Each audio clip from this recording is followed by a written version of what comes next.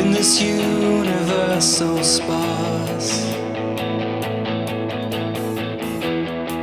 And you think you know it all, but you wonder where you are. And the world inside me is my world entirely, and the kingdom of God is so deep inside me.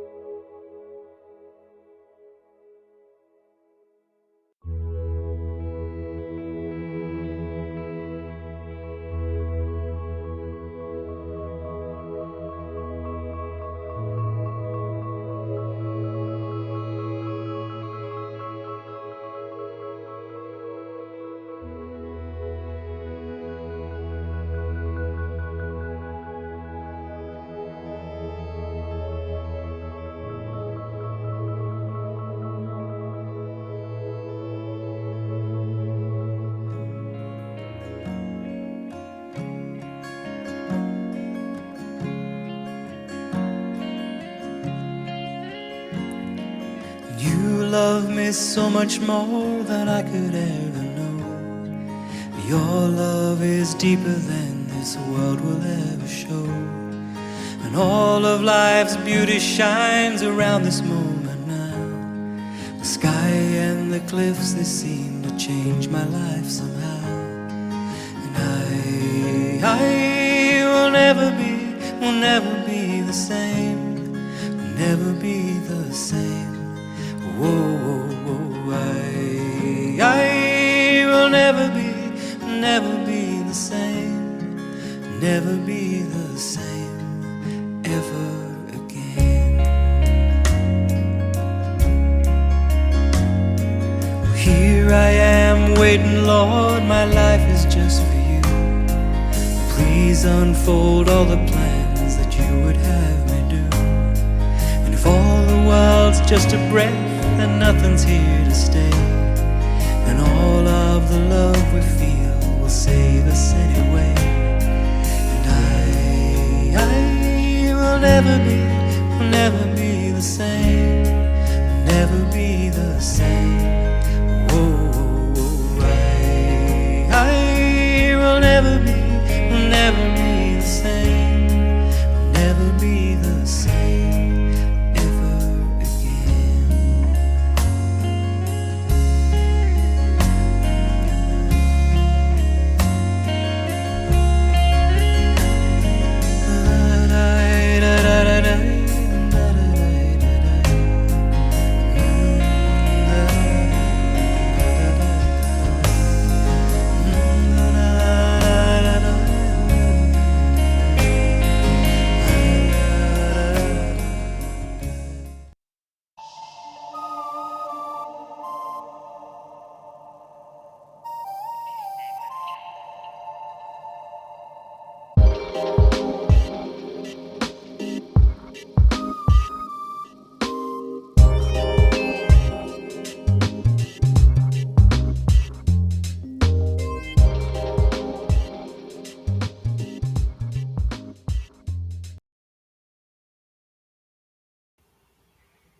Hello, it's SDAQ&A time. Good to have you all here watching.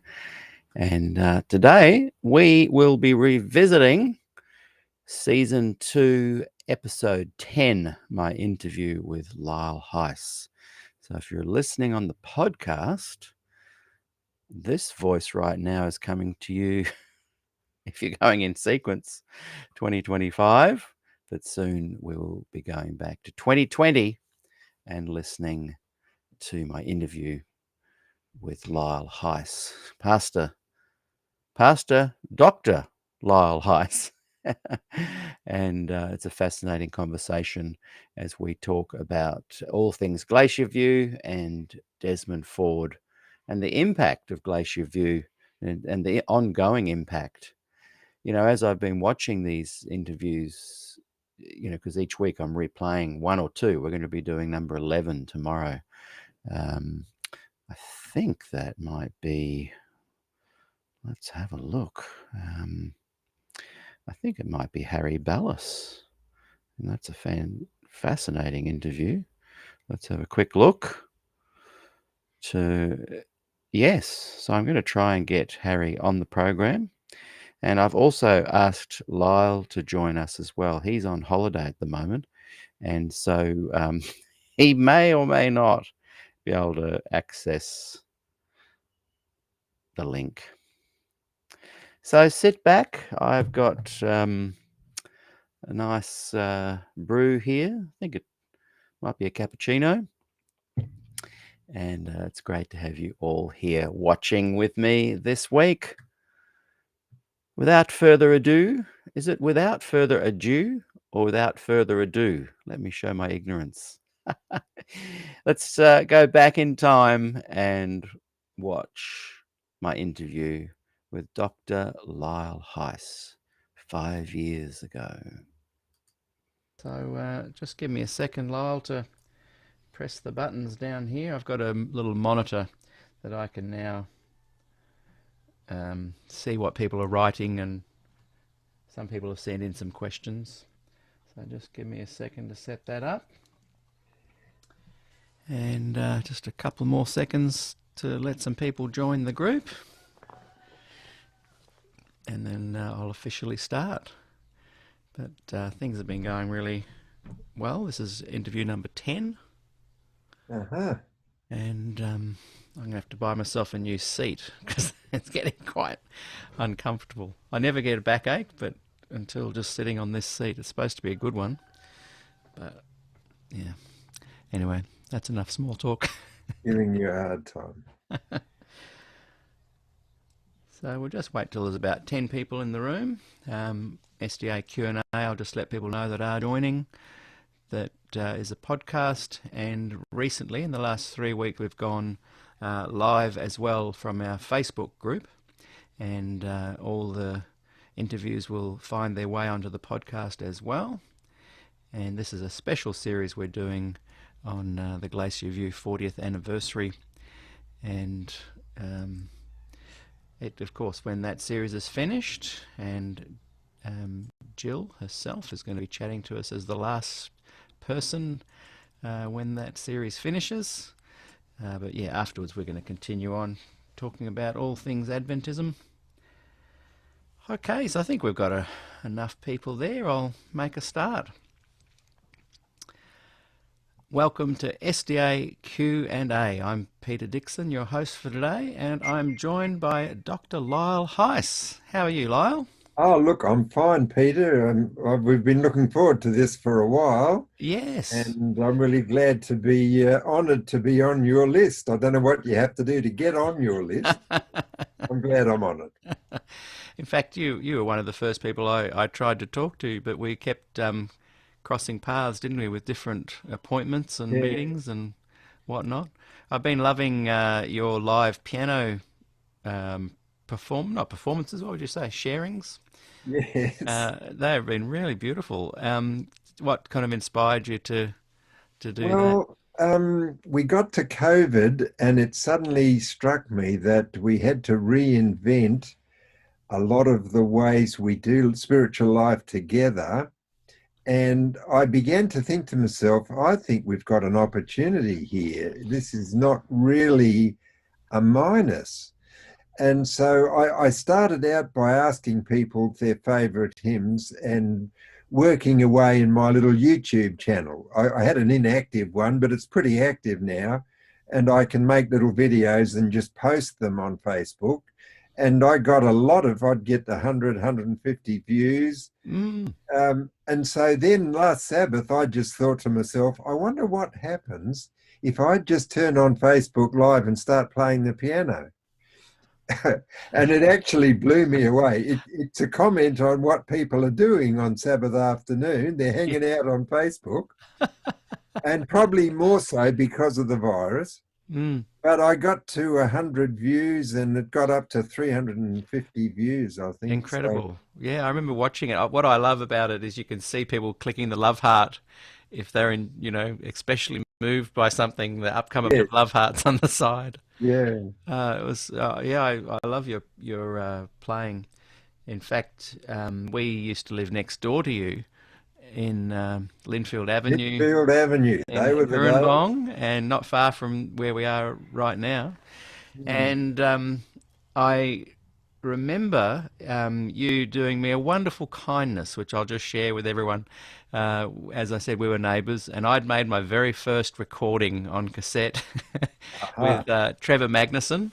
He and I had used his 4-track reel-to-reel TAC or something that his mother had used and bought to make the Mag Reels series. Yeah. And so we just had a bit of fun and recorded it in my lounge room there in Linfield Avenue, and actually right where I'm sitting right now. In Chapman's old house in there, Trevor was living in the shed apartment.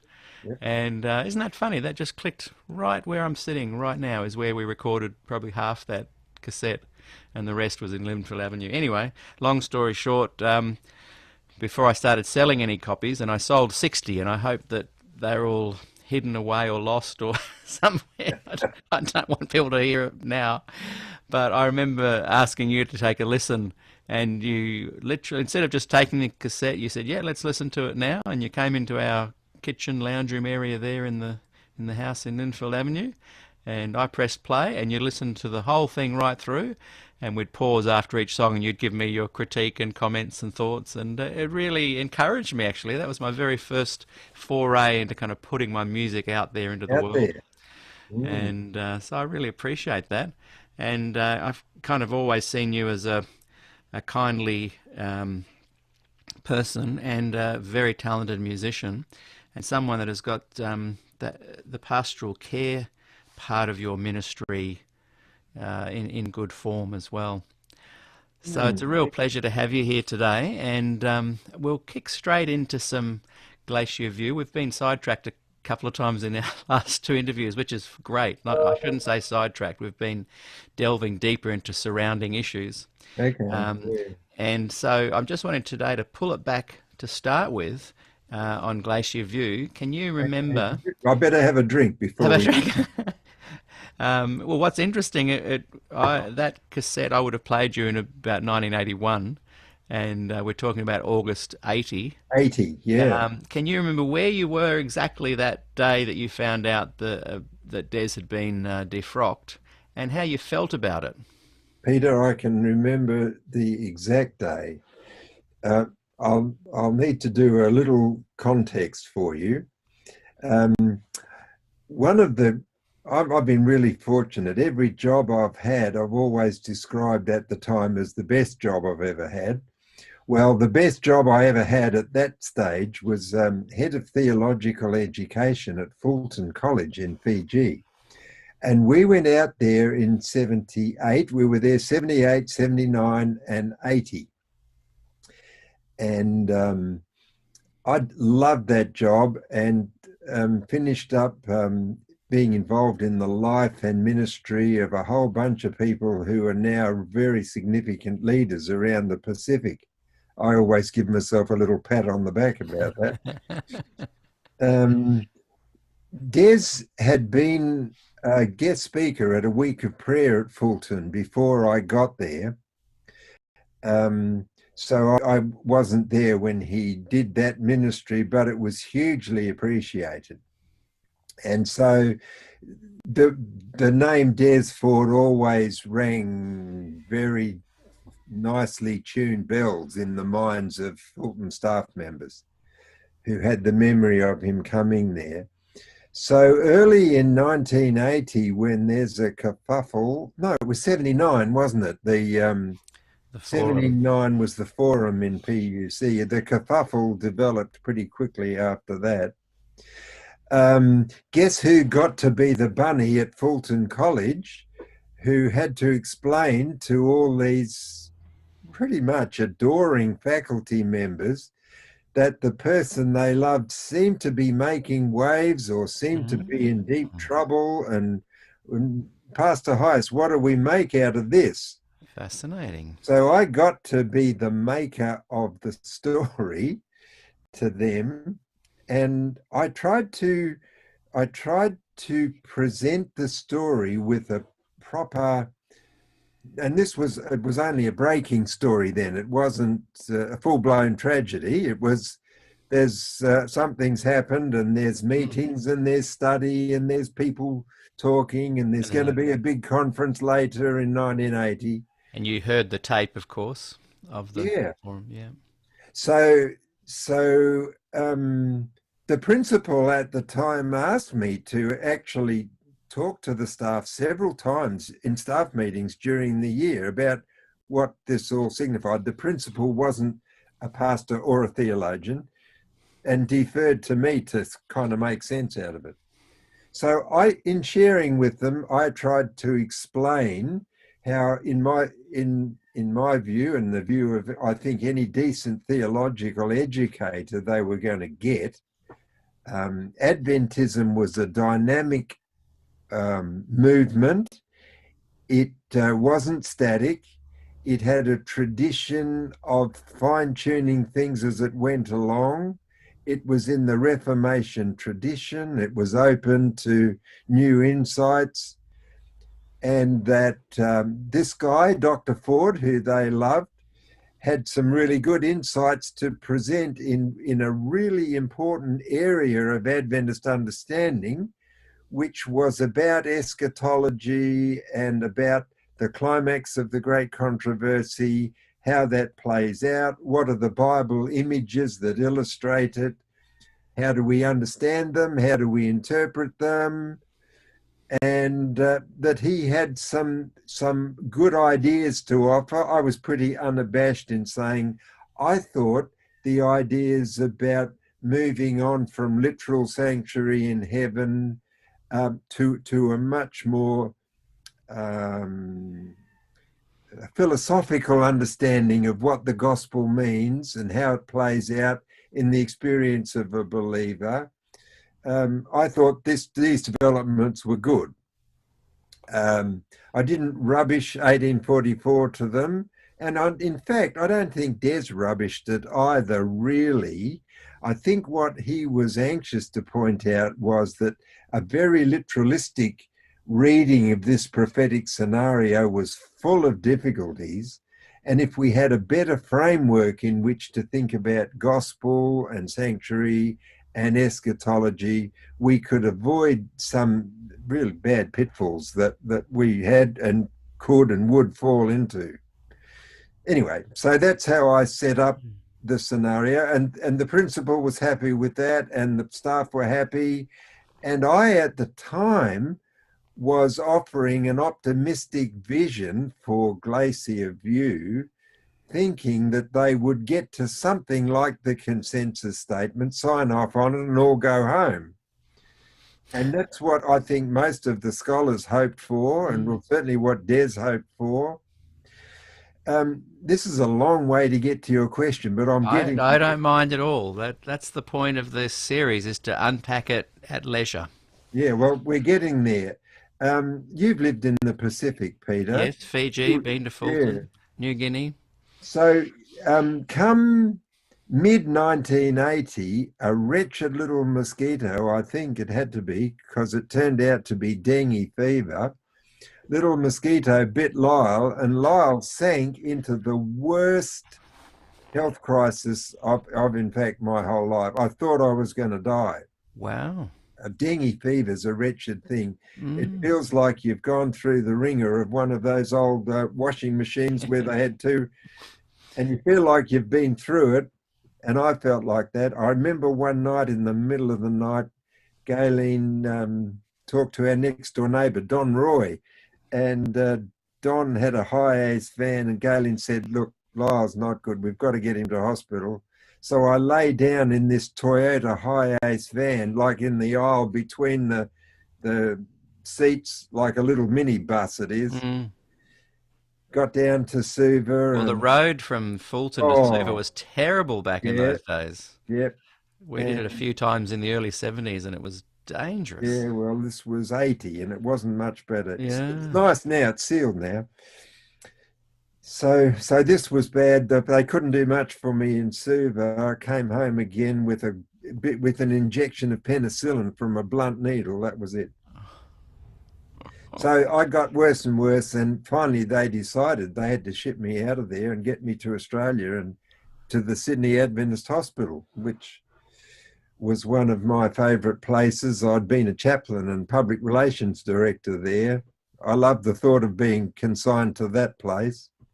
So I remember getting on a jumbo jet. They booked a couple of seats, I think. I laid back anyway. I was prone on the thing, and bless his heart, Graham Chester, my friend, jumped on board to be an associate because they didn't quite know how I was going to function. So I flew in feet first on a jumbo jet, and an ambulance came to Sydney Airport. And we're getting close to October. I want you to get the feel of this is the quite dramatic and the psychological vibe here. So yeah, I get into the sand, and because it's a tropical disease, with all due respects, they were a bit fock-eyed as well. So I forget actually how long I was there, but I think it was 6 or 7 weeks. Wow. So I was glad to be a servant of the SPD and be a member of ACA Health Fund.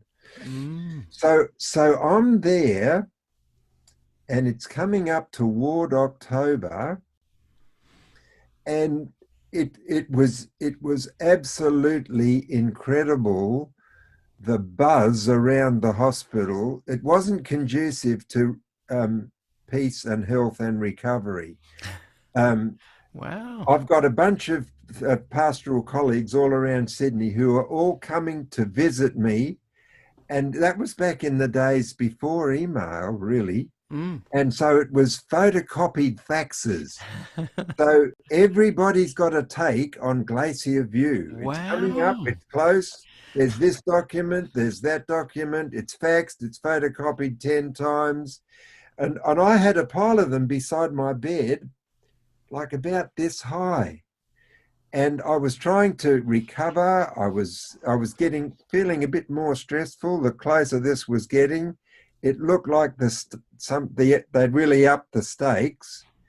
And the rumour mill and the anxiety mill, of course, amplified it a bit more than it might have been realistically the case. So I remember I had a young friend who was a pastor in Sydney, and he would come and visit me nearly every day, and his photocopier was just getting white hot. And so it wasn't, I felt fairly fearful and still a bit feverish and well and truly off my oats as we got to the actual event itself. And the photocopiers and the verbal reports, even during Glacier View, were running wild between Avondale and Sydney and all my mates and the SAN.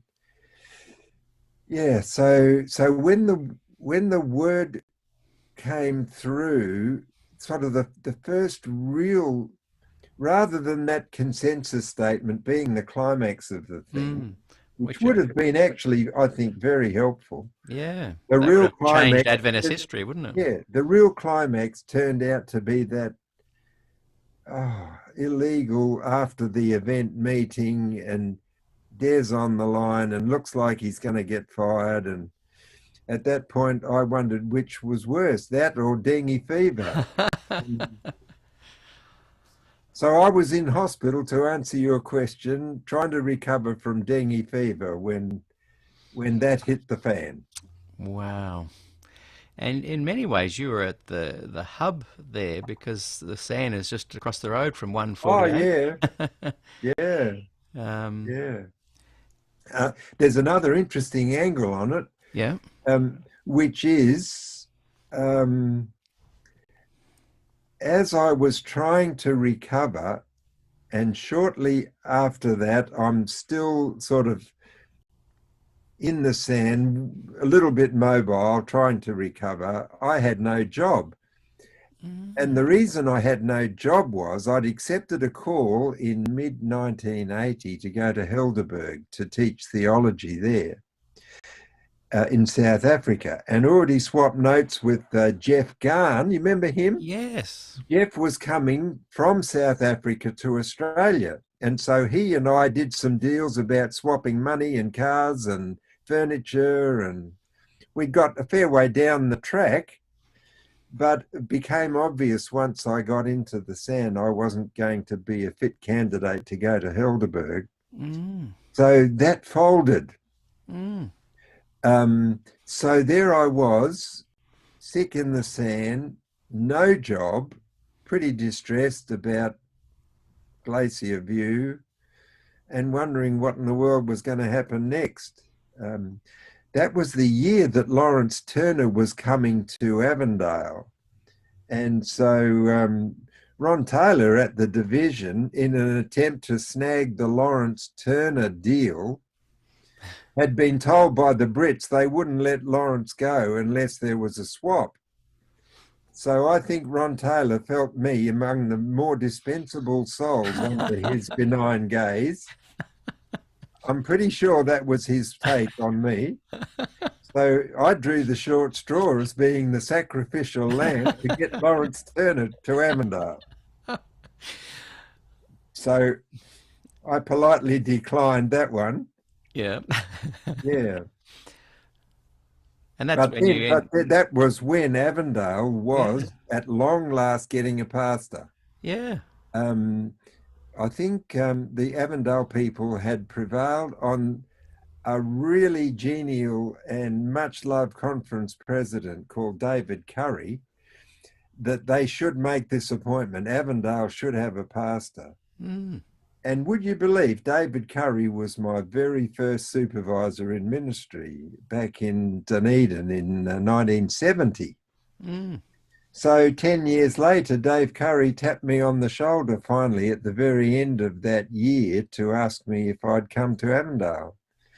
I don't think he had that call as an easy passage through the hierarchy. Mm.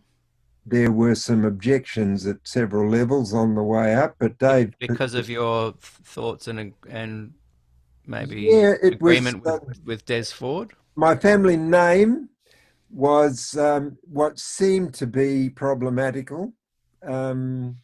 I don't think anybody had anything in writing or verbally or anything from me about controversial theology, but maybe I just looked suspicious, Peter. Now, your father was quite supportive of Des Ford. Yeah, indeed. Vern, is that right? My Yeah. memory right? Mm. What was his take on this? He paid a very significant price for that too,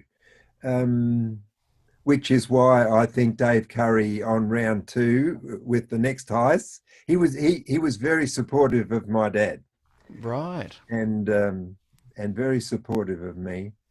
Yeah, my dad, bit of interesting history for you. My dad had only a primary school education. In the middle of the Depression, had to leave school and go chopping firewood to help support the family. There were 10 kids in the family. Wendy Marks's mum was one of them. Yes, she mentioned And last yeah. night in our chat So my with dad Ellen was and Peter. one of the older males. So that's what you do. You grab the axe and head for the family wood cutting business. Mm. He talks about twice having a college principal, a Pastor Rosendahl, in the 30s, mid 30s, come to Queensland recruiting students for Avondale and finding my dad and his brother in a recently burnt out forest cutting down firewood. So they were stripped to the waist, lots of ash and fire remnants all over them. They're just teenage boys. And this guy knelt down in the paddock with them and prayed for them and prayed that God would bless their lives and give their lives direction and think about Avondale. Mm. And he did it not once, but twice. It really affects me every time I think about that story, because that's probably why I'm sitting here. Yeah. So yeah, my dad and his brother finally got to work, earned some money with Sanitarium in Brisbane, came to Avondale. Dad was there 6 years, and that was because he had no high school education.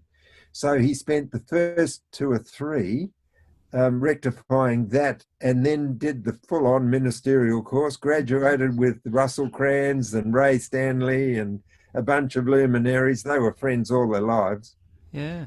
So Dad, with a bit of a shaky start to education, was voracious reader and was just absolutely determined to fulfill his call to ministry, to be well informed. Early in his ministry, he got to read some books being published by a fellow called Lewis F. Weir. Ring a bell, that one? Yeah, well, I think I just noticed Glenn Weir watching. Are they related? I don't think so. Right, but No. that name definitely rings a bell. And someone the other night was speaking of them as well. And I need to interviews. tell you about this guy because he's a profound place in Adventist theological history. He was a pastor who, back in the late 30s and early 40s, began to lament that Adventist eschatology, prophetic scenarios, and so on were a little bit like what Ellen White described Adventism is in 1888, dry as the hills of Gilboa. Um, and Lewis Weir was of that opinion and searched for ways to create a Christological approach to that was the center and core of Adventist theology anyway, but it's easy to lose touch with that. So he rectified that, made sure that Adventist theology in his preaching and evangelism was truly Christocentric, and that eschatology was the same. At the time, we had a bunch of prophetic interpretations emerging largely from Uriah Smith, really hotted up by attempts to contextualize them all in World War I, where Turkey's a player. And so you've got this Turkey, King of the North stuff, which was all emerging in the Adventist scenario because it was current. And there's a nice thing about Adventist shots at prophetic interpretation. They've tried to be current, but that's a trap if you think that prophecy is all about politics and not about core gospel business. And you can easily get derailed and read the newspaper and think you've got the prophecy sussed. Well, that was Uriah Smith's, I think, mistake. And it was the mistake of many Adventist evangelists in World War I when they hung all this together. So Lewis Weir was, of course, after World War I and into World War II, and it started to happen again. And Weir, in essence, says, let's take a deep breath, folks. Let's stay a fully Christian and Christ-centered organisation in theology, in prophecy, and the whole works. What year was this? This is in the early 40s through the late 40s. It's got a bit of a sad ending here, but we'll get back to my dad. Weir was greatly loved, began to write all kinds of books to illustrate his points. But I want you to imagine a scenario where there's a whole tradition of Adventist evangelism that's been hooked on Turkey and very, very literalistic sort of prophetic interpretation, newspaper type analogies. And Lewis Weir comes up with a real gospel emphasis. The knives come out. And Weir was given a very hard time, and finally, I think disgracefully, set up to look as though he had committed an indiscretion and was drummed out of the ministry. Really? But it wasn't true. Well, that's a very important part of the puzzle. It is, and I'll tell you why it's important for several reasons. The first reason is personal. My dad loved these Lewis Weir books, and early in his ministry, in a conference I won't name, he got a package which was a package of books, which was coming. Weir lived in Victoria. And it was a little conference. The conference president was there. Oh, what you got there, Vern? And Dad says, oh, this fantastic stuff. Lewis Weir's writing really engaging stuff that really carries our message and our impact forward. Well, not wise acknowledgement. And so at the end of the year, Dad's ordination's on the table, but no, says the president, he's reading this suspect material. I think we better let it sit for a year or two and see how this Vern Heise pans out. Yeah. Wow. So that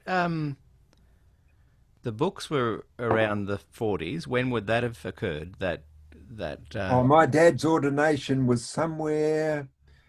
He went to this conference in 1945. It would have been sort of by about 50, I suppose, or 51, somewhere in there. Would that the writings of Weir influenced the committee, Frida, that came together for questions on doctrine? Like, was there a move in the church for some changes? Look, it's an interesting thing. I haven't drawn the lines between Weir and questions on doctrine, but I was going to pursue your question by telling you some other lines. Yes. Um, Guess what? Adventist theology lecturer at Avondale was a devout and avid reader of Lewis F. Weir. I can guess. You can guess. But let me tell you another thing, and this is the funniest thing of all. You've heard of the name Hans La Rondel. And Hans La Rondel, in his time at the seminary, sadly he's dead now, but he became, I think, the definitive voice of a Christological approach to Adventist eschatology, prophecy, the righteousness by faith thing. He was greatly loved.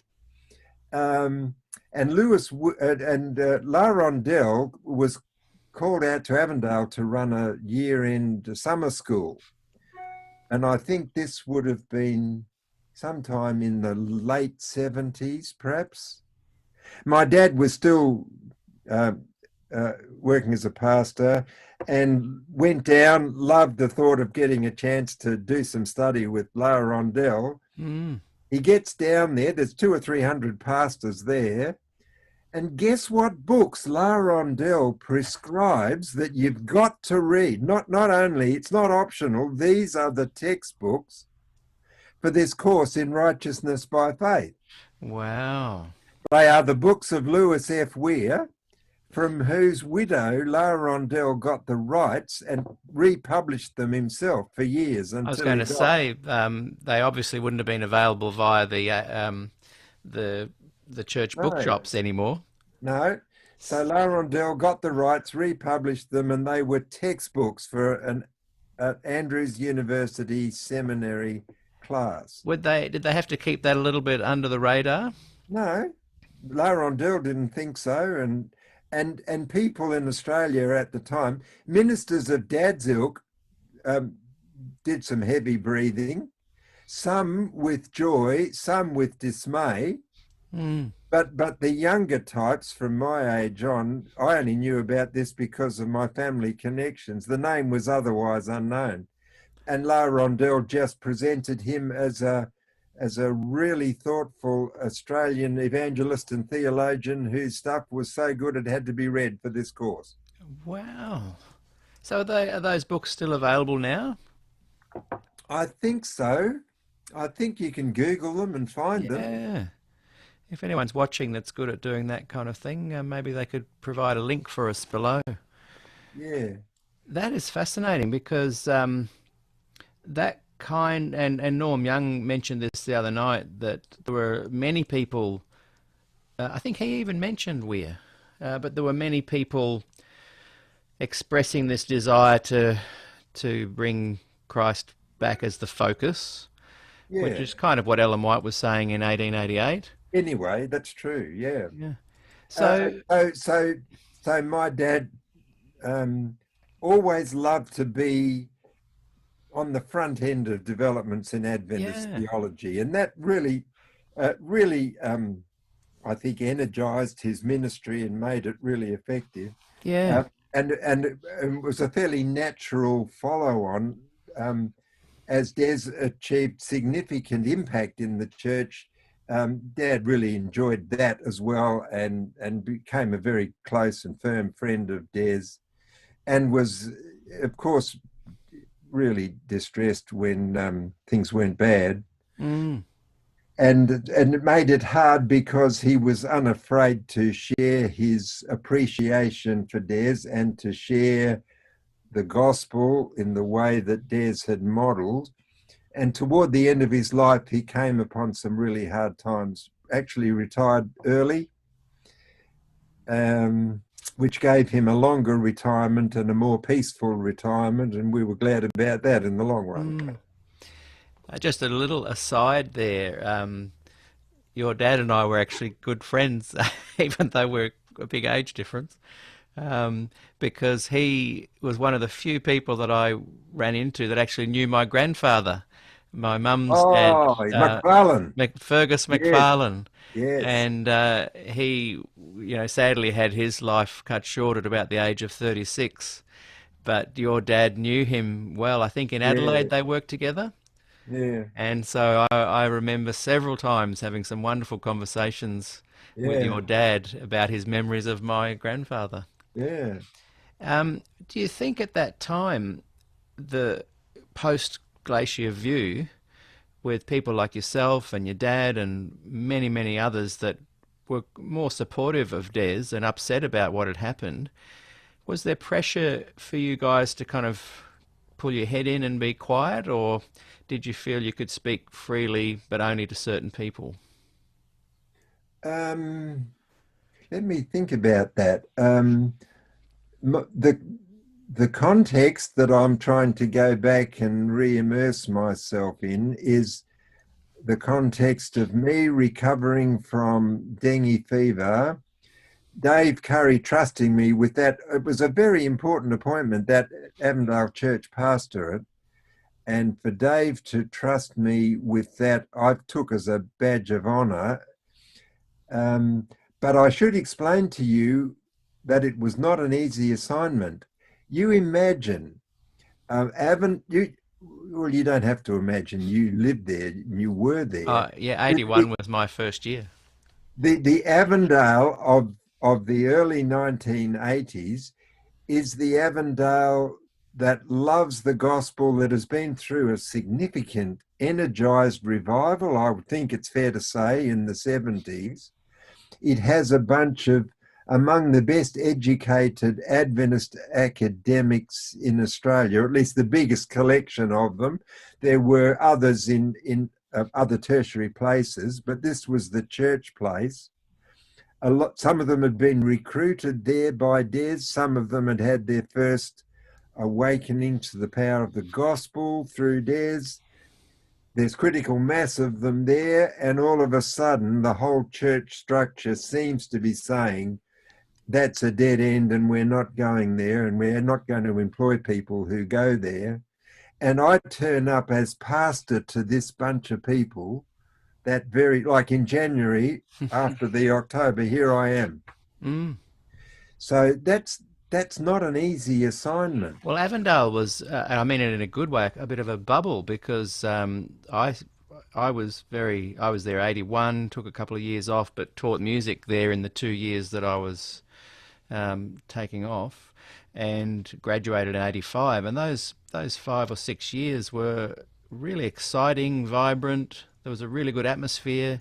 You built the church, Yep, yep, and there was just a really great feeling that was like lots of creativity was happening. There was music and arts and conversation. It was yeah, I don't think anyone that was at Avondale, like I literally was living not on the campus but in town and spending every day there from 1981 to 85. yeah, It was just a really good atmosphere there, and yeah, you contributed to that. There didn't seem to. I didn't really become aware of all the controversy until more the early 90s. yeah. Well, that's a testimony, I think, to the spiritual maturity of staff members, many of whom were bitterly disappointed, but who could say, as I had to say, Peter, in my deepest, innermost being, I think a massive injustice has been done here. I think there's unplowed territory theologically that, until it's plowed, is going to leave us with a bit of a permanent limp as a denomination. But there's so much good here, and there's so much of value that even through our tears, we're going to soldier on. And we're going to try not to cry in front of of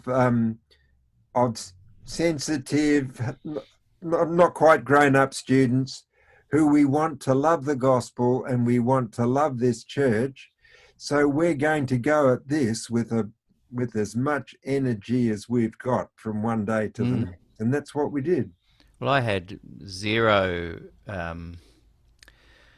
fearful Adventism taught to me during that period, and Mm. And so thank you to you guys. And hopefully when I went out, and particularly in the early 90s, a bunch of us started presenting that kind of gospel that we'd That's been true. shown, we passed that on as well. Yeah.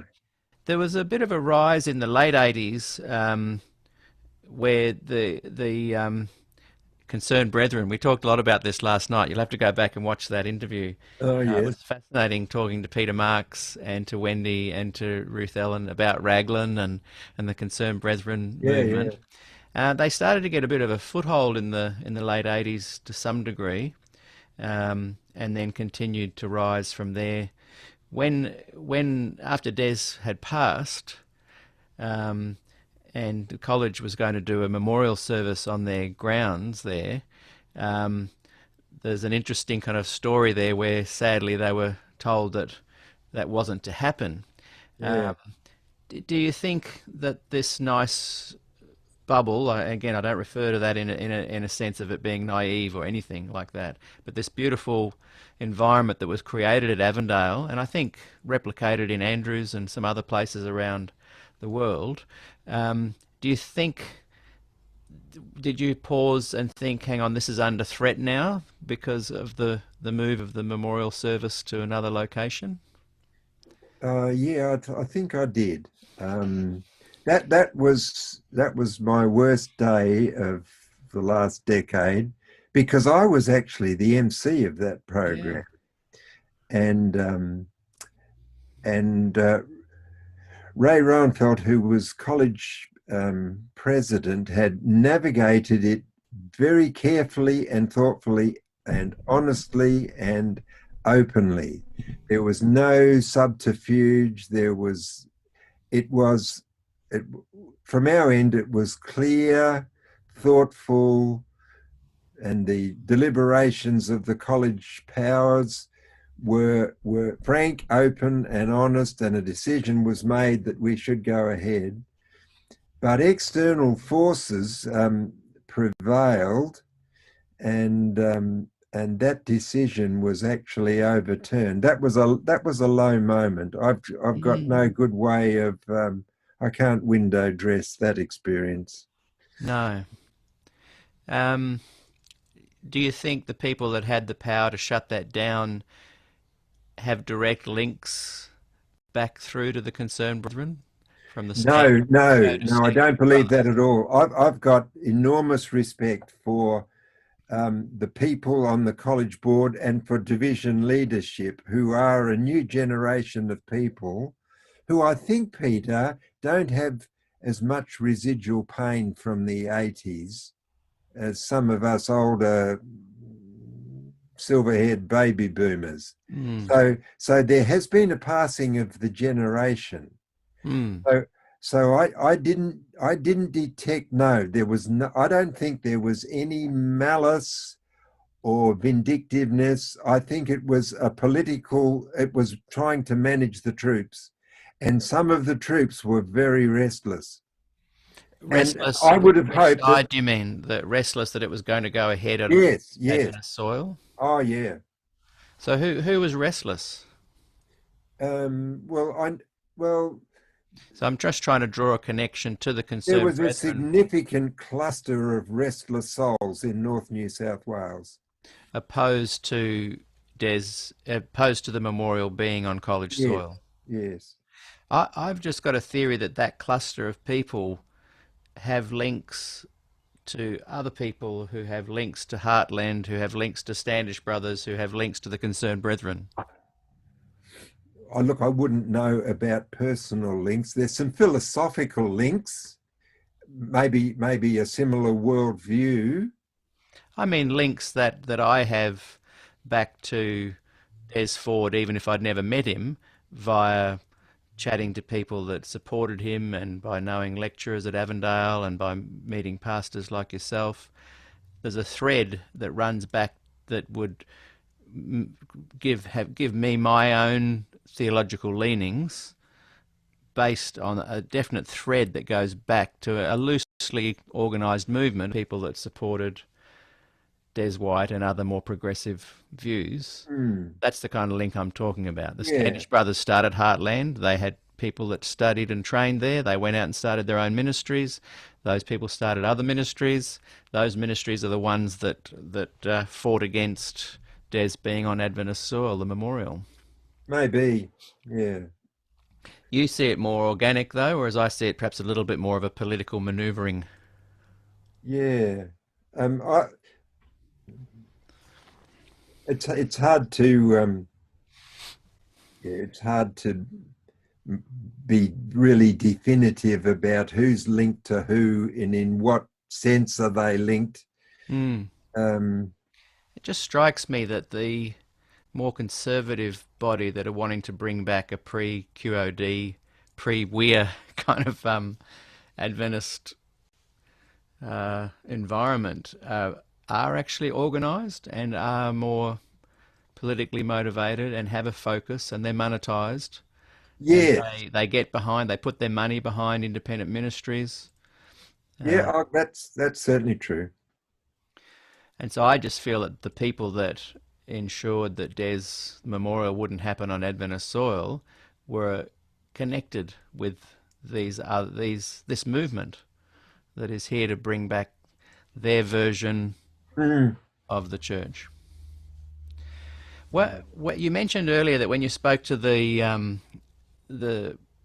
teachers at Fulton, you were wanting to convey that Adventism does embrace the change and has demonstrated that over time.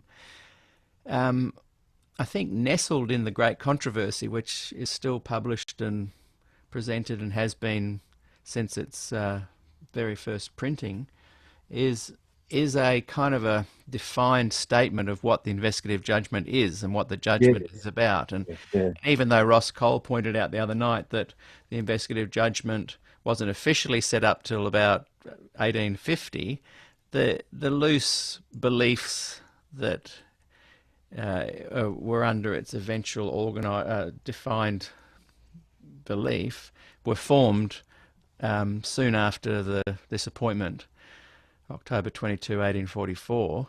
And that definition of the investigative judgment, as I said, was nestled into the Great Controversy book. And Ellen White, and I read this. This was an open letter. If you go back and watch the last interview that Raglan Marx sent out in 1987, and I hope it just springs out to me. He was saying that Ellen White didn't just say it was a pillar or a cornerstone, but the investigative judgment was the very foundation and central pillar of Adventism. okay. So what I'm saying is that yes, things ebb and flow and change, and we've had different views on the Trinity, and the judgment has kind of been given a bit of a polish from time to time with people like Wagner and Jones and Ellen White herself, and the 1919 conference, where the minutes went missing. People are wanting to kind of infuse Christ into this investigative judgment doctrine, but people will still come back to a perhaps more legalistic view of the investigative judgment. So I'm interested in your thoughts on, in your opinion, has that evolved and changed? Whenever it is evolving and changing, does it get sort of suppressed and stopped? And what do you think the investigative judgment actually is saying now and then? Mm. Oh, okay. No stress here, Lyle. Just take. If I was smarter, I would have articulated that a lot better, but I think you get the gist of what I Yeah, mean. yeah.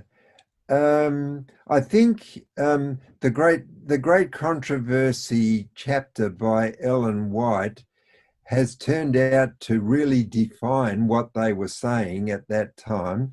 I think it's very important to realize that among Ellen White's literary, the streams that flowed into Ellen White's literary work there really go strongly back to Uriah Smith. So yeah, she endorsed them, but the Uriah Smith approach to theology and prophecy became standard fare in the Adventist Church. And I think you can make a good case that Ellen White drank from the Uriah Smith stream. Now, having said that, what have we said? Nothing particularly new. I don't think any fair an analyst of Ellen White these days would deny the fact that she read widely, used sources widely. She was a great compiler. She had people in her employ who, in fact, compiled her. Fanny Bolton. She didn't sit down and write a book from beginning to end very often, if ever. So that she's got a mind that's reaching out for material, for frameworks, for sources. She uses them, but the dynamic impact of her work, I think, if we take the New Testament doctrine of prophetic gifts seriously, is not a prodigious literary output. It's a dynamic, interactive, face-to-face leadership in the community where she's working. So that her gift to limit her gift to a massive rainbow patchwork literary output is, I think, a failure to understand what the New Testament's describing when it's describing what it means to be a prophetic leader in a church. So I'm only going through all of that to say I refuse to have my theological and my hermeneutical frameworks constrained by someone who is a rainbow warrior, literary patchwork, whose best work is done by looking narky guys in the eye, staring them down on occasion, running from them when she needs to get a break, and coming to Australia. Now, the literary stuff is really interesting. It's important in defining how we got to where we are. But if we claim to be Protestant and then in the same breath say we can't do any other interpretation of sanctuary theology than this heavily Uriah Smith impacted chapter in Great Controversy, we've got to shut down as Protestants, Peter. It's a myth that we can't maintain. Well, if you're saying to these lecturers and future leaders at Fulton that there is progress and we should be able to put some of these things she said aside and go back to the Bible, why isn't that reflected in future releases of the Great Controversy? And at what point did she water down her view that the investigative judgment was not only the cornerstone, but the main thing, the main pillar of Adventism, the central pillar? Why wasn't that reflected in future releases by the church if they are open to this progress and Bible being sola scriptura? Yeah, well, we've got a bunch of human beings, haven't we? We don't have the 24 elders that sit around the throne in heaven aren't on the General Conference Committee, Peter. But doesn't that make it hard as a pastor to be saying, I want to bring this knowledge and learning to people, but the guys that are releasing the books aren't reflecting that change? Yeah, it does. Because that then makes your claim of us being a Protestant movement under jeopardy if it's not changing. Well, that's what Walter Martin struggled with, didn't he, for 40 or 50 years? Yeah. I was going to tell you an interesting thing, probably maybe now. Yeah. I was at La Sierra as senior pastor there when Walter Martin was handing over the baton to Kenneth Samples. Yes. And Walter Martin already was distressed. He was quite a fundamentalist, Peter. He's not a knight in shining armor of progressive contemporary I know. theology. No, I know. So he looked at Adventism through his very narrow spectacles. He wanted to hear a very specific thing about gospel, which he thought he was beginning to hear. He wanted to hear a very specific thing about Bible and Bible interpretation, couldn't quite hear it, and so began to write off the Loma Linda Adventist theologians as hopelessly liberal. He wanted to hear a certain something about our relationship to Ellen White, thought he could hear that, and so lived in limbo land for a while. But when he was passing the baton on to Kenneth Samples, thought he'd have another round table with representatives of these Adventists that all seemed to have wax noses, and he couldn't actually nail them down. Yeah. So he called a meeting, and would you believe, I got a chair at the meeting. Really? So here's Walter Martin and Kenneth Samples, new boy on the block, looking at us all slightly glassy-eyed. Who else was there? Well, here's a bunch of the Loma Linda theologians who I will grant you were reading from a different hermeneutical page than Walter Martin by quite a degree, but to my view were excellent Adventist theologians. So there's the Jack Provencher, the Graham Maxwells, the Richard Rices, other names that you might have heard who were in theology at Loma Linda. And at La Sierra, there's a Bailey Gillespie and an Ed Zackerson. Who else? John Jones. Lyell Heise gets a seat. I'm not sure why, but anyway, there I was. Yeah. So this was all post-Paxton, post-Glacier View. Yeah. Because Kenneth Samples, we interviewed him the other night, and he on this series. Did you get a chance to see that? No, I knew that you were, but I just couldn't get to it, and I thought I was going to. You'll have to watch it. It's really, really interesting. In fact, I think he has now joined our group, so he might be able to be tagged if there's anyone wanting to ask him some more questions. But back to that idea of the investigative judgment, I'm just trying to pin down what is this definition. We've got the definition in the Great Controversy, still proudly released and promoted by the Adventist mainstream church today.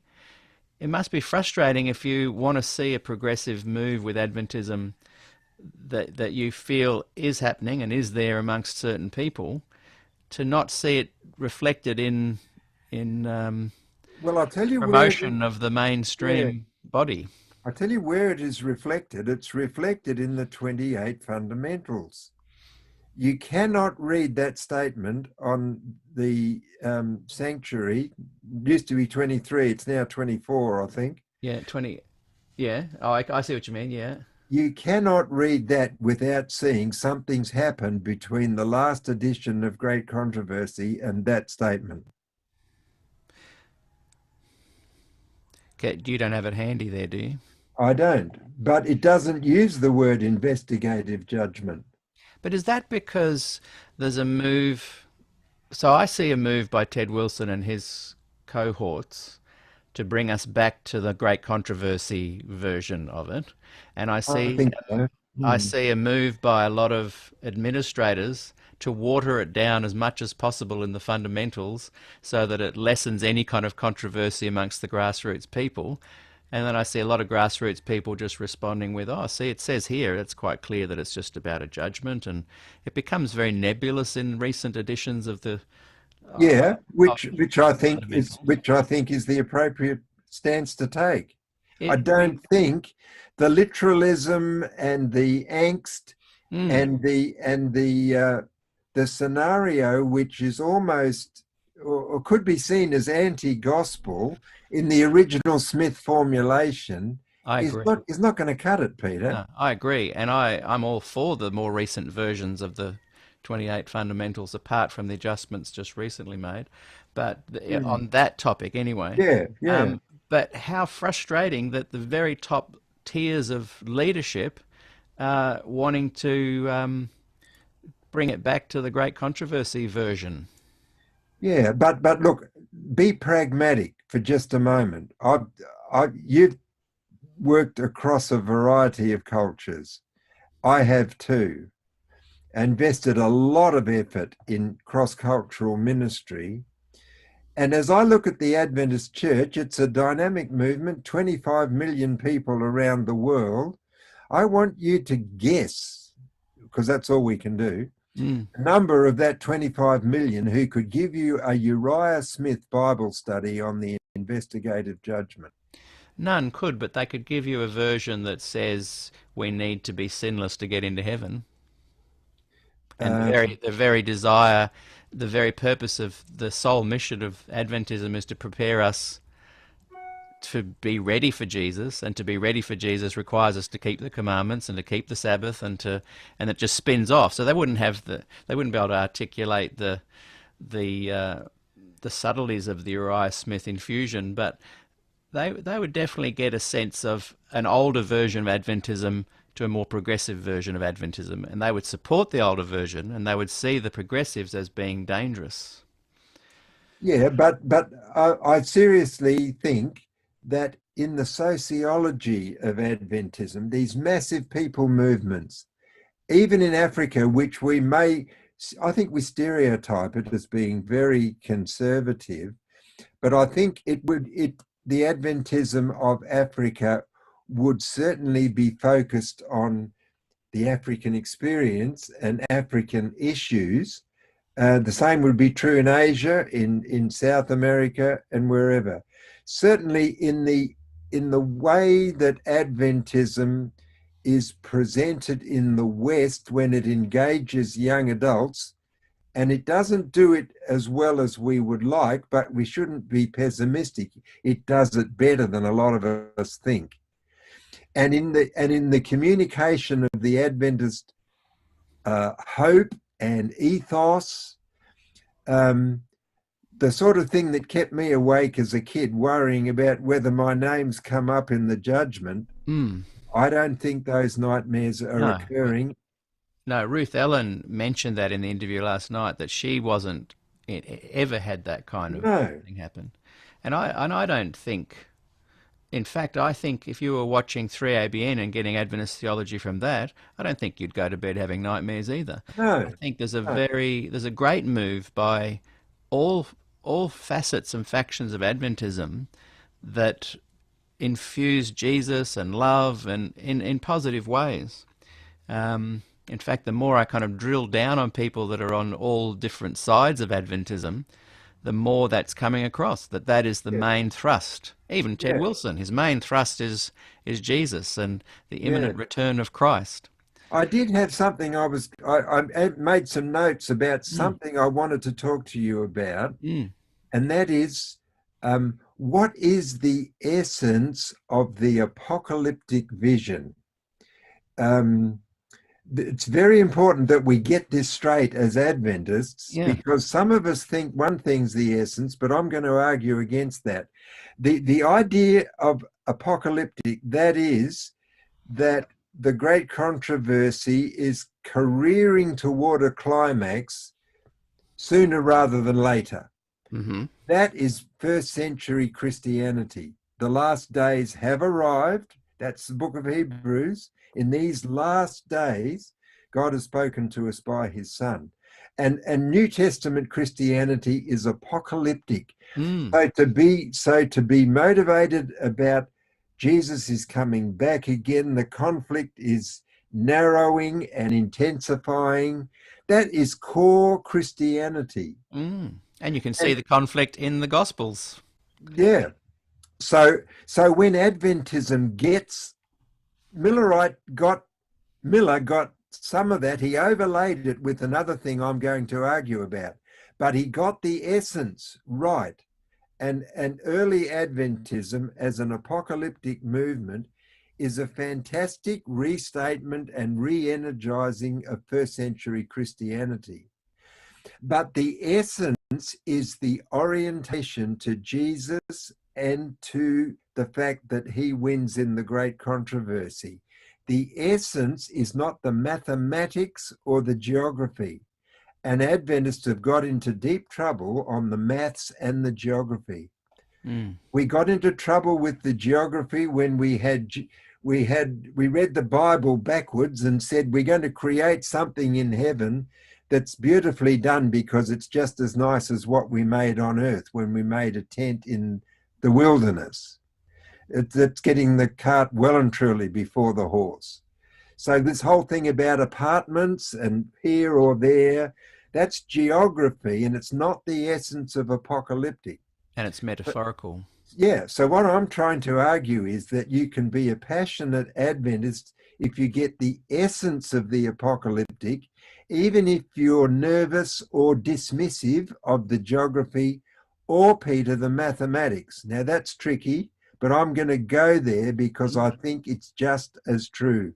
And when William Miller had all this tied to a time period in 1844, did you know he had 15 ways of proving it? Yeah, and I think he had 20 dates, and I don't think he even came Yeah, up with the October 22 one. That was snow, wasn't it? until he got really troubled when it wasn't panning out the way he Yeah. wanted. So all I'm saying there is I don't think that even his calculation about 1844 for Adventists is the essence of what it means to be a New Testament apocalyptic movement. Mm. And that's why I think the current generation of thoughtful Adventists can be as passionate, more as much as or more than me, and still be willing to have very thoughtful, non-ultimate conversations about geography and mathematics. It's possible to go easy on the maths and retain the essence. In fact, we're not fully Christian unless we retain the essence of an apocalyptic hope. Mm. And that's relevant in the age of coronavirus, and it's more relevant than Miller's maths or Uriah Smith's heavenly geography. I agree, 100%. I think what concerns me is there is a move to have anyone that thinks like you're just suggesting you're thinking to not be in the Adventist church. Yeah, I refuse to let other people define my Adventism. Mm. I absolutely refuse. So how do you feel about Ted Wilson's compliance document, which is trying to do just that? Well, yeah, what's he trying to, the compliance thing that's about Adventist policy. That was the women's ordination thing is the Women's main. ordination, gay stuff to do with the 6,000 year Earth. There's I think five or six. Oh, that's right. And already 6 unions have been Yeah, warned. The next step is reprimand. The next step is sanctions. The next step yeah, is union leaders and conference presidents being a little bit more cautious of what they say. The next step is grassroots local church being affected. yeah. And it's policy. It's like there was this moment, one of the saddest moments I've watched on Adventist, where I've watched heaps of stuff on YouTube, where Jan Paulsen is at the recent Autumn Council. In his 2 minutes, he gets to speak on his thoughts on the compliance document, and he's begging Ted Wilson and the committee to not go down this path. He's getting tearful. He's wound up at the end of his 2 minutes, and Ted Wilson says, "Well, you guys all voted for it." And I thought, mate, you lobbied for that vote to get through, and it's passed on. Okay, over to mic number 5. The reason Jan Paulsen is upset, the reason Dan Jackson is upset and calls it hooey, is because they see the ramifications of it trickling down to the grassroots people. And I've got I'm concerned about people who have the view you have that are younger than you when they start getting pressure in 2 or 3 years' time? Or do you think it's not going to happen? I mean, it's already Um, happened and yeah, happening, but do you yeah. think it's going to be headed off at the pass? I I think ad, the Adventist um, the Adventist tribe has many more Jan Paulsons and Dan Jacksons than Ted Wilson wants to believe. And and and should we get to a situation where those heavy prescriptions are demanded of all regions of the church and punitive methods underway, I think it will be the end of Adventism. But it's happening. It's the, No, it's not. Well, it's no, it's warnings. not. The warnings have been given. Yeah, but Two were what? reprimanded, and it was brought back from a reprimand to a warning. Yes, sure. But where's it gone from there? Well, it's now they've got their next amount of time to think about it and to come into line. And if they don't, it's going to be reprimands. And Okay. if they don't come into line after that, it's going to be sanctions. Yeah. Well, if it gets to that, Peter, and that prevails across the board, um, I'm going to refuse to let that define my Adventism just as strongly then as now. But I don't believe it Yeah. will. I think this present situation is a bit of a cliffhanger, but I've got more faith in human nature than to think that's going to be the prevailing ethos. I've got Look, we've been mercifully blessed by an extension of a year to the next General Conference, which I hope results in different leadership. Um, and I just don't. They went to the precipice with that. I sat and watched that whole annual council mm, and all those votes. I was dismayed. yeah, the And you Tuesday night one's the one to watch if people are wanting to look that up. and you can't tell me that that is going to define the interactive ethos of a dynamic movement like ours. I just refuse to believe that it's can go the whole hog. And look, have do and will always feel that I'm super impressed with your stance on that. It has inspired me. In fact, it kept me in the church. People like yourself, with that real positivity and the ability to bring it back to the human condition that surely sees a better future and kindness and putting Christ center and that kind of thing. I'm just more dismayed in that I don't think, practically speaking, things are being done. Now, when I spoke to William Johnson, and I was just super impressed that he spoke with us for this series. If he's watching this, I'm just so grateful.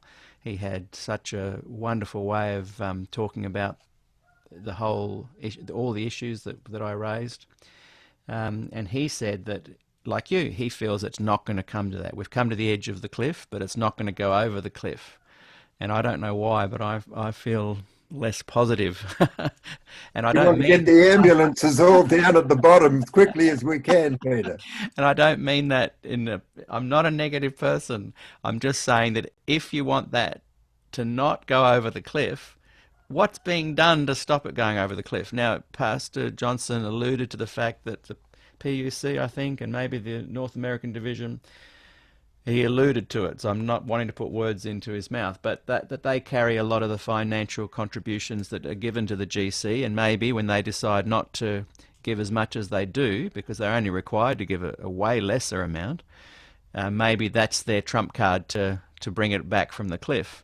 But I'd be, if I was them and I had my finger on the finances, I would have been doing that before Autumn Council and soon after. But I can't see any evidence of any action being taken to stop this compliance document catastrophe.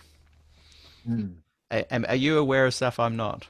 No, I'm not a prophet, but I just think already I've noticed in Spectrum reports that the fact that they do GC meetings by Zoom now has actually improved the input from the members. And they're forced to do electronic voting, no matter how much the powers might have not wanted it at San Antonio. They're forced to do it now. So electronic voting, more capacity to talk in electronic meetings, a GC that's way wound down. There's no like 60,000 cheering saints. Yeah. I've been there in a worship experience is really lovely. But several thousand booing when Jan Paulsen gets up to talk is appalling. But that's the time to withdraw the money. When Jan Paulsen was booed. Yeah. But there's no booing possible while ever we're doing electronic GCs. Why do you think some of those that could have didn't speak up as strongly? Like Dan Jackson, I just keep watching that video where he calls at Hui over and over again because it's such a courageous moment. Why aren't more of the division leaders and union leaders around the world speaking with such confidence? Look, I don't know. You'd have to ask them. I think it's uncharitable to just write them off as though they're timid or though they're scared about their jobs or whatever. Look, no, I'm not doing that. No, you're not. But plenty of people do. I don't think that's fair. I'm aware of some pretty highly placed church leaders that I talk to significant amount who say that they're really in it for the long haul, and there's nothing to be gained by strident confrontation. They reckon that processes still work, and distance from Washington DC works, and so it's a complex story. Overlaying all of that is the fact that we are a spiritual community who want to be together and want this gig to succeed. So it's not we're not just a subsidiary business arm who's sick and tired of headquarters and wants to poke them in the eye. In fact, the culmination of our conversation last night with Peter and Wendy and Ruth Ellen was the word togetherness. That there's a beautiful thing about Adventists that they love togetherness. Yeah. And you and I have both spent times doing worship music for all kinds of Adventists and experienced the beautiful togetherness with the more conservative, with liberals, with leaders. It's difficult for me to talk about because I have so much love for the leaders, for the grassroots, for the left and right. I do just feel that even though our focus is not on political things, for the sake of our children, there needs to be a little bit more action from those who desire the compliance document to not go ahead. Yeah, I think I agree with you when it's all boiled down. Yep. Wilson, speaking in a sermon that serves as his annual World Pastoral Address, said that the devil's tactics include ecumenism, charismatic worship approaches, and attacks on biblical prophetic understanding. And he said he had felt the blows personally, I'm just quoting now, in recent weeks with the death of a prematurely born grandson and the discovery that 2 other grandsons suffer serious health problems. So he is saying that to go against these documents that he feels people should comply to is actually causing the devil to make attacks on him personally. And he lists one of those things as charismatic worship approaches. And I think, boy, that's a big call to say that if you're using contemporary charismatic worship styles, that you are bringing the devil's tactics into play against people. You and I have been very involved with worship styles that could be miscalled charismatic, but they're more just people wanting a sacred, divine, devotional connection. What are your thoughts on that general statement and how it applies to your continued work in worship music? Yeah. So the devil's weapons include ecumenism, charismatic worship, whatever that is. Um, Yeah. um, See, at the moment, it doesn't seem too bad because you can define it many ways. But who gets to be on this compliance document committee? Who gets to decide what's going to be on it in future? Who gets to decide that later on we're going to call charismatic worship approach anything that involves a major seventh chord? Like mm, who stops this craziness? yeah. Ah, Peter, what to say? All of the things that he's discussed are evil in the eyes of the beholder, but none of them, as I can see it, are essentially and of themselves evil. Like ecumenism, in its best sense, is something that I absolutely applaud and long for. A sense of mutual respect, and we're in it together. In fact, Adventist mission, when it first got going around the world, developed a policy statement that's still in the GC policy book. And it's about our relationship to other denominations. And it's brilliantly written. And it must be over 100 years old now, or just about more, maybe.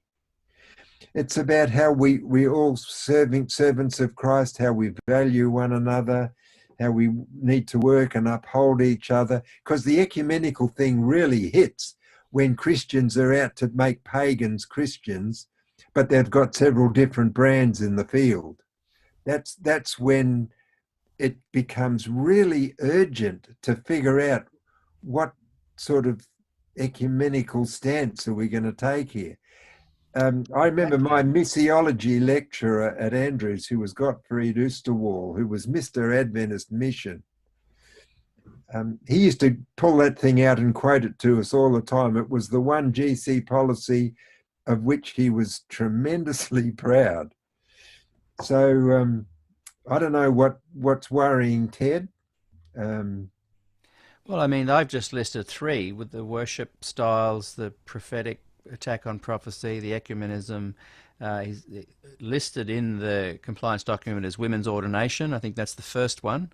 And then later on, there's one where the leaders will have to comply in believing the earth is only 6,000 years old, which is not even a salvation issue. no. That's a compliance issue. Mm. I just see a train heading towards the end of the line and careening off unless something's done. But so let's go to women's ordination. Um, the devil's obviously using tactics against Ted Wilson personally. So He believes does because Ted of are you paraphrasing him, or does he actually so say that well that he that the devil is at work with something to do with women? I didn't hear that in no what no you read. that wasn't the women's one there. He was in that quote. He was talking about only those three things, but I'm then extrapolating, which is a bit dangerous. But it's very clear that one of the compliance document orders is that Is women in should not be connection. ordained. Yeah, So I'm just saying that if he's as passionate against charismatic worship approaches, women's ordination is included in that list, although it's not quoted there. yeah. I think the thing that's got us in a spasm about the women's ordination is twofold. There's one area of the conversation which has to do with what does the Bible say about this, but Ted's got himself into a corner in terms of what does the church say about it, and what are the rules that we've set up, and what do we do when people break the rules. So Yeah, the latest spasm is about rule breaking. It's not about should women be pastors, or even should they be ordained. It's what do exactly. we do with naughty people who break the rules. Yeah. And, So and that's why the women's ordination thing is more of it's just a symbol of what's yes, really going on. yeah, But but my point is, who gets to decide the rules? And is there anything like being done to kind of to to politically fight back? I had a very interesting chat with someone working at the union, and they said, "Oh, you know, you're banging on about this stuff, and what you don't realise is that's just the tip of the iceberg. We've got stuff going on behind the scenes that is going to really help to pull this back, as you say, from the edge of the cliff." And I pushed back on that. I said, "Well, just tell me one thing. Tell me one thing you're doing. One thing. I won't tell a soul. Just tell me one thing you're doing." And after a few days of me not letting it go, he finally said, "Look, okay, there isn't anything really, but I just feel that we love Jesus. We surely the progress won't go backwards." Okay. And I just thought, I don't know. Well, let's talk about the women's front, and let's talk about, if you want to think about practical, what are we doing? I'll give you a little case study. It may not be fully satisfying, Peter, but let me try. Back in about the year 2000, we, the pastors and theology teachers at Avondale, became traumatized by the fact that we were taking $10,000 a year from a bunch of really capable women, and we had a feeling in the pit of our guts that they probably weren't going to get jobs, and sure enough, they weren't getting jobs. So here we were, being very gender inclusive. We were having these women come, taking their money and watching them go off in despair or pain. One woman, Peter, in the 80s, when I was here as a pastor, a student actually committed suicide. It was a complex deal. There were relationships that were tricky for her, but seriously, I knew her really well. And at the bottom of that woman's soul was a notion that, I think God's called me to this, but where am I going to get? Am I going to get anywhere? So come early 2000s, a few of us got together and said, we can't put up with this. We're not going to put up with this. And so we formed a little trust. We called it Women in Ministry. We had really good relationships with the division as we did this, but the one thing they balked at, they wouldn't let us call ourselves Women in Adventist Ministry. And we had to be incorporated because we were going to raise money and offer tax deductions. So we had to, because of that, we had to ask them about the title Adventist. They didn't have the courage for that, but they had the courage for everything else that I'm about to tell you. So we were independent, but pretty much all employed at Avondale or friends of Avondale. So we started to raise some money, and we said, what we're going to do is help these women get jobs. So we're going to talk to conference presidents and say, we realize you're in a bind. You've only got X dollars to hire pastors. You want every hire to be successful. You're not sure if the women can be, not because you don't like them, but because you don't know what's going to happen to them when they get there. So you'd be scared to spend the money, really? What if we raised half the money and said, we'll give you half the cost of employing a pastor for 2 years if you will put them on a track toward permanent employment? And so that's what we did. We went out and raised I was the main fundraiser. In fact, I think I was the only fundraiser. We raised the money. The record went wild. Some people saying, how fantastic. Other people saying, you've sold theological integrity down the river for 40 pieces. One guy said, for 40 pieces of silver. Well, that was fascinating. If he'd read the Gospels, he would have seen it was 30, but he wanted us to be spending 40. And the presidents were we wrote to them all before we even started to raise the money. We said, we're not raising tithe. We're not going to deal with individuals. We're only going to deal with you. If you want to hire a woman pastor, talk to us and we'll do a deal with you. But we're not going to talk to local churches or mount political activism. We said, we're just going to deal with you. And so a few brave presidents got going, and we got going on that for a few years until very quickly, Peter,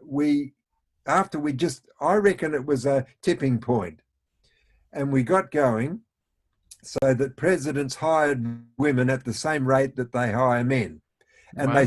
to this day, they do that. There's no, I don't detect any gender bias in the hiring practices in the church. I'm only telling you this to say, in this part of the world where we work and live, there's an attitude change that I can document over the last 20 years that prevails to this day. And I hope I'm not sounding like I'm criticizing you or even 90% of people I know. If there were 1,000 Lyell Heises, this church would be, a better place. I'm in no way am I criticizing your work or things you've done.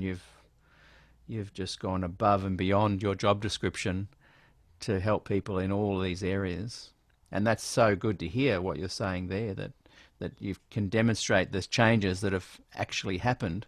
And I do need to finish the story, Peter, right down to this year, because I can't just answer your question, which is a 2020 question, with a 2001 initiative. So we raised the money, the women got jobs, we didn't have to spend any more money on conferences employing women. So we started to spend it on resourcing women for peer development. We sent 10 women off to a pastors' conference in North America. We've run 3 or 4 pastors' conferences here. And this very year, there was another pastors' conference for women on the calendar. And the division came up with the money. The people organising it wondered if they'd have enough. We said, we'll underwrite it if you go into debt. But they ran a good conference. The division paid all the money. They didn't go into debt. We didn't have to underwrite them. And even as we speak, there's a database being developed to nurture and communicate with and encourage these women pastors.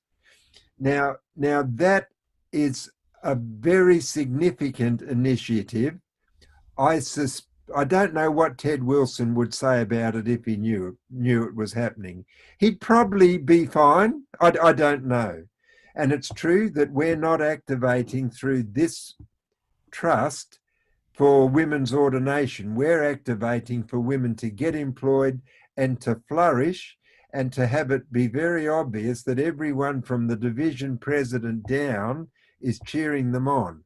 And that's where we've got to in 2020. So the ordination thing is a matter of grief and misery to me. It happened at San Antonio. It goes on with silly shenanigans at annual councils about compliance. But I'm just telling you that in Australia, even in Papua New Guinea, there are scores and scores of women pastors. Some of them having a bit of a hard time, but at least the infrastructure is in place. A bunch of them came to our conference in February and just blessed us, and we blessed them. So that's the kind of thing that makes me optimistic and not too stressed about Ted's crazy annual council compliance votes. Because on the ground, the women are being supported, they're being encouraged. I would love to see them being ordained, but that's a different hat that I wear to the hat for the Women in Ministry Trust, which wants them to flourish. Do you think that if Ted Wilson gets back in, or people that support his views, and the SPD is told to shut down this kind of thing, what do you think they'll do? I don't think anyone is going to tell anyone to stop hiring women as pastors. There are plenty of right-wing activists that would like to do that. Even at the TOSC Theological Study Conference that met over 4 years, which, by the way, came out with a majority opinion in favour of ordaining women that Ted resisted and politicked to not even bring to the table at San Antonio. That's another story. But anyway, at that conference, I had women friends who were on the committee. And one of them told me about one of the activists on the right-wing side who said to her, look, don't worry if you lose one job, because by the time this is all done, we're going to make sure that women aren't employed as pastors. But listen, don't worry, we're going to get the General Conference to have a fund to retrain the women pastors so they can give them another job. So there was plenty of that sentiment in that TOS committee. But remember, the TOS committee came out in favour of women being ordained and said there was no theological objection. Yeah. So I don't think anybody is going to crusade for women not to be past. No church leader would dare go there. Oh, certainly not. I don't think even Ted would say that women can't be pastors, but I'm meaning if the kibosh comes on. Well, I mean, as far as I know, our division hasn't ordained any women. No. I But wish Norway, they had, because Norway has. Hmm? Norway has, and California, is that some? California has, and Columbia Union has. I don't know if any of the Europeans have. They've just they've done the clever thing, and they've just said we're going to have a service that works for both genders, but we're not going to call it ordination. Yeah. Therefore, we're not going to break the rules. But Ted spoke about that and said that was they couldn't. Well, that's why he disciplined them. That's right, and they can't do that in future. So that's what I'm saying. In this future, where he chats to them again and they report back, what are they going to do? Look, Europe is the home of the Protestant Reformation, Peter, and those Adventist leaders in Europe have my absolute admiration. Oh, look, 100% agree. They're not going to be rolled. I don't think we need to lose too much sleep. I can't wait for the fireworks on that one. And again, just to highlight this, whenever I've been involved with helping support anyone in ministry and the equality of anyone in ministry, regardless of gender, people often talk about you, that your name comes up within a few paragraphs, a few sentences, because people have appreciated all that you've done. Well, that's good. That's encouraging. I hope I don't come up as a pariah. No, definitely not. With back to Glacier View and Des Ford, was an injustice done to him, do you think? I think so. Do you think it was really interesting listening to John Rosier's interview the other night? He spoke about how he felt when he heard Des talk about the gospel and righteousness by faith, and as he started recounting this, and not only recounting the memories of Des, but actually recounting the message that Des shared, you could just feel this presence of love, and I got goosebumps just hearing him talk about it. Yeah. And you've heard Des talk about the gospel and speak on the gospel many times. Can you share a bit about your feelings on how he moved you with his words and thoughts on the gospel? Yeah, I never forget when I first went to Avondale in 1966. The first class we did was Daniel and Revelation. There were 4 Des classes that we got over, and the first was Daniel and Revelation. The second was Life and Teachings of Jesus, and the third was Introduction to Theology, and the final one was Systematic Theology. So our whole theological trajectory, that's compared to biblical studies, that was Jorgi and Salem and others, but the theological strand was Des. I remember getting into the Daniel and Revelation class, and I would write to mum and dad. I think they were in West Australia. So I'd write to them every week, sometimes a couple of times, and I would do a summary of where we got to in Des's Oh, class this week. oh wow. Um, Do they, it, is those letters, are those letters still around? I don't think That'd so, be an interesting document. but they really would. I was just thinking about that the other day, but it was riveting in terms of focusing us as students on the real central core of what it meant to be a Christian. I never got the feeling that even with my close personal friendship with Des, that I was just some naive um,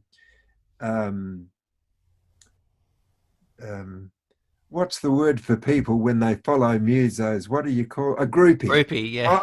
I, I never thought I was just some Des Ford groupie. A I, Fordite. no, I hated those designations. Mm. Um, I always had the feeling of belonging to this networked family. That's who we were at Avondale, the faculty and the students. That there was something, we were all in it together, and it had phenomenal power at its core that was motivating us and pushing us along in a trajectory, a vision for ministry and service. And Des contributed a huge amount to that, Mm. Mm. but but uh, I never got the feeling he was looking for groupies or No, cultivating us as no. groupies.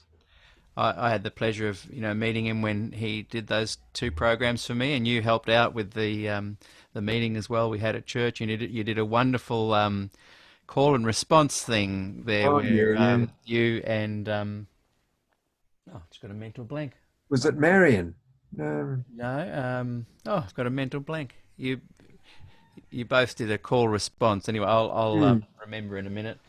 Um, and it was just very moving, and you could see the passion that because there was over 350 people turned up that morning, and in the afternoon 330 people for the Q&A with him. Mm. And you, in talking to him and doing an SDA Q&A podcast, my first three were with him. I never ever got that sense that he was in any way trying to be, or even considered that he was a rock star of the Adventist. No, no, A very humble man and beautiful insights, and often spoke highly of his detractors as well. yeah. Um, so yeah, I think I would agree, a real loss. And a few people have said in the interviews that imagine what the church would have looked like. You said that the church was possibly going to be a lame horse or limping horse ever since Mm. Glacier View, or potentially could be. Yeah. Imagine if Glacier View hadn't um, turned out the way it did. What do you think the church would be now with Des Ford as a It's a really interesting thing. Because I think because we're only humans and humans are frail and humans tend to think in predictable ways, good studies of sociology and psychology can predict the ways even that people behave in community, and religious communities especially, and especially more so when there is a corpus of sacred venerated texts. When people get together and forge an identity that really makes those texts and their interpretation a central issue of being a true believer or truly belonging, Mm. it's a risky operation. Christians grew in the first 300 years without a New Testament in their back pocket. Mm. Mm. So you don't need a New Testament in your back pocket to be a phenomenally committed Christian on tiptoe waiting for Jesus to come back again. Mm. And I think that's the thing with Ellen White too. Both with the Bible and with Ellen White, we have to be willing to hold the sacred, revered text in a very careful grasp, because you grip it too tight, you actually crush it. Mm. If you try and make it say and do things it never could do. So it's really important for any dynamic Christian movement to be able to express what is its core without saying there's got to be a compliance document to make sure the core is never damaged in any way. Mm. Ellen White said, the Bible can take plenty of truth, can afford to be fair. I'm paraphrasing, but Yeah. we can have a good scrutiny. Yeah, we can have plenty of conversations about these sacred texts that are important to us, but we shouldn't crush them by demanding more of them or use them as hammers to bang each other over the head. Do you think this is the mistake that perhaps, and there's many that would consider it not a mistake, but Parmenter and Tolhurst, out of their desire to see the church not be torn asunder, their motives were possibly quite good, but did they take this kind of idea that you're talking about? I think it's a crush and control. Yeah. I'm not wanting to put anybody down. That's the thing. No. I respect the time frame they were in, the pressure they were under, the desire to protect their church. I loved Norm Young's story about when Athol moved up this way, that they would have meals together and walk together. But there was some definite attempts to crush and control the young ministers of the early 80s. Yeah, yeah. What did you ever talk to Parmenter and Tolhurst in that period?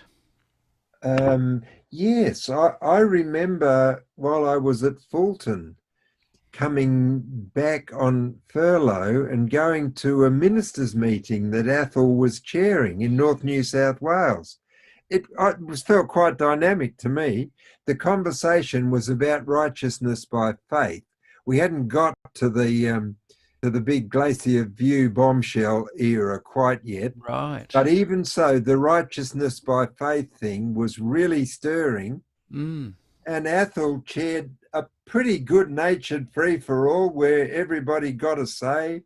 And I was only this ring in from Fulton, but I remember getting a say, and it felt that was my personal experience would have to say that Athol ran a genial and good-natured shop. Mm. I know that in pursuing his desire to keep the church on track, that there were some very tough times, and some of my colleagues experienced some tough times. But that one experience was a good one. Did you speak to him or Parmenter in the early 80s after Glacier View? No. After Glacier View, I got to Avondale. It may have been that Athol was a bit apprehensive about that appointment, but soon after that, he went to the GC. No, look, I think he was at the division for a year or two while I was pastor there, but we never had occasion to have any talks, and he certainly never came after me in any kind of administrative way at all. Where, at that time when many young Adventist ministers left the church, many that you would have probably known at the time or went to college with, did they reach out to you? Did you have conversations with them at all post Glacier View? Yes. Too many to even be able to quantify or specify. Yeah. It was like a long drawn out version of the photocopy frenzy in the sand. Yeah. It went on for, for some time. What was the gist of some of the things that were Oh, that were saying? laments, and the Aussie framework, the way we relate and so on, has got this fairly earthy, cynical edge to it sometimes. And sometimes conversations were more about imagining motives and so on than being able to clearly discuss issues. So I think probably there was a little bit of um, the conversations were a mixture of personal pain, cynicism, intrigue, motives ascribing, but not totally. I think the Australian colleagues that I've had have been really theologically insightful. So there was an awful lot of theology that got a very good looking over, Mm. and caused a fair bit of frustration because the church wasn't always coming along at the same rate that those theological conversations were. Mm. Mm. Actually, I'm chatting tomorrow at I think 2 o'clock. Yeah, 2 o'clock with Harry Ballas. Um, Oh, so fantastic. that's going to be an interesting Yeah, discussion yeah, about that very thing. You yeah. know how you've set up. You were talking about the independent ministry to women, for want of a better term, um, to help their plight. Was Mm. there anyone at the time in the early '80s that set up anything independently, but from the home base of the Adventist Church, but independently run to support a lot of these ministers that left in a similar way that you have with women? Oh, look, I don't know. I know that many of my colleagues were in grief about what was occurring. I do know that Jim Cox was out here as president of the college for 3 years after Glacier View, and Jim did Jim and Ian Giller and Norm Young, and I don't know, I can't think of any others from the college faculty. They did an awful lot of globetrotting around Australia and the Pacific, Mm, and that was a shocking assignment when you think about it, because they were all severely traumatized by trying to be loyal to a church organizational structure, and at the same time encourage particularly young pastors who they met, many in the process of evaporating away, and trying to encourage them to stay. I never got that interesting. task, but my hat goes off to anyone who tried that. And Mm, Jim Cox and Norm and Alwyn Salem and Ian Giller did it to their eternal credit.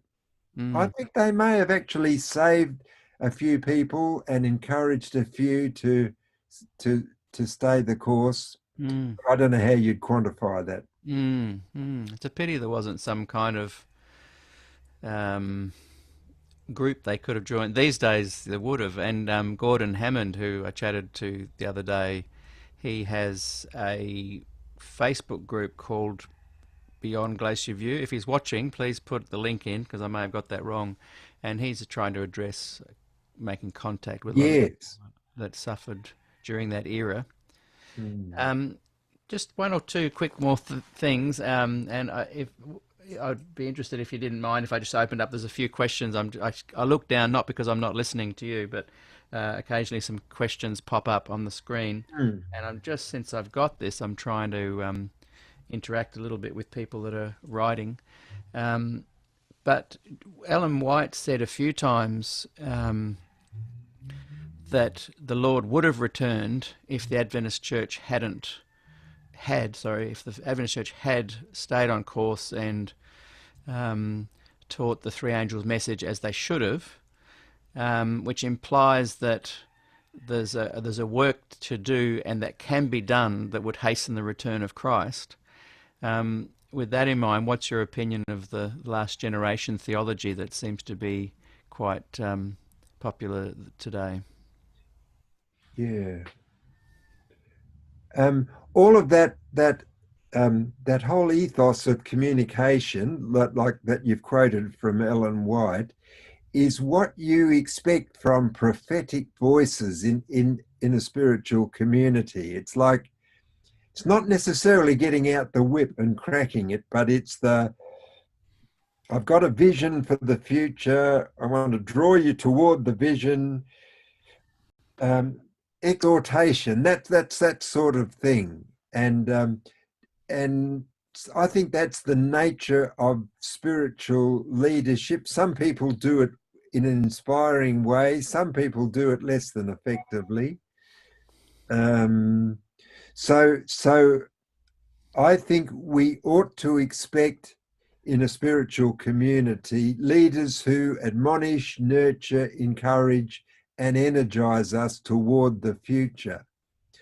The symbols they use and the language they use shouldn't be open to micro analysis. Otherwise, you get to the silly position they did with that Ellen White stuff, where they were figuring out on the calendar who's still left, who was in a meeting The where she said food stuff. for worms, yeah. You see, that's it's forcing her beyond what you should ask of a prophet. But if she felt that the message needs to be told to all the world, and if the church had done that, and if they'd been um, living, being more prepared, that's a pretty general thrust of her Yeah, message. I don't think her thrust was be perfect before Jesus returns. Was it? I don't think that's an Ellen White. Well, she Um, never says that we can be perfect on our own bat, but through Jesus we can. One of Raglan's last statements in his oh, when the character of Christ shall be fully reproduced in his people. That's yeah, um, ministry of healing, is it? Or Christ's object lessons. he was saying that the various colleges, Avondale, Longburn, Lilydale, to stay true to the SDA faith, all the faculty and board members must sign without mental reservation a statement of commitment to our foundational beliefs. And one of them he lists, to be accepted, they should also specifically reject the New Age theology teaching that we cannot overcome sin, even if spirit-filled, and that we shall continue to live in sin until Jesus comes. So I don't think they're getting these ideas from a vacuum and just getting it wrong. I think Ellen White was saying we've got to be ready. To be ready, we've got to keep the commandments. Keeping the commandments is making the Sabbath a test. And there's going to come a time where you have to stand before the Lord sinless. And you can only do that by allowing Christ into your heart, and then he will help make that happen. Hmm. You don't think that that's what they were thinking? Oh, I think there's big strands of Adventism that have thought that. They Yeah. didn't get it from Ellen White? Oh, they got it from her and the porridge and the wheat bix and the lentil soup that everybody was drinking. Yeah. I don't want to sheet all of our misapprehensions home to Ellen White because it's in the eye of the beholder as much as the proclaimer. Mm. And I really want to see her more as an admonishing proclaimer than as a sort of a codifier of fine print doctrine. Mm. Um, so back to your question about last generation theology, I don't buy it. I think it's appalling in the fact that it does despite to the gospel.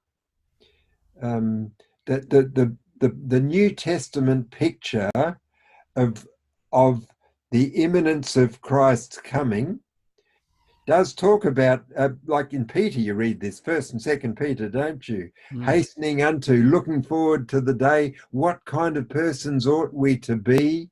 That's dynamic spiritual admonition, good leadership style.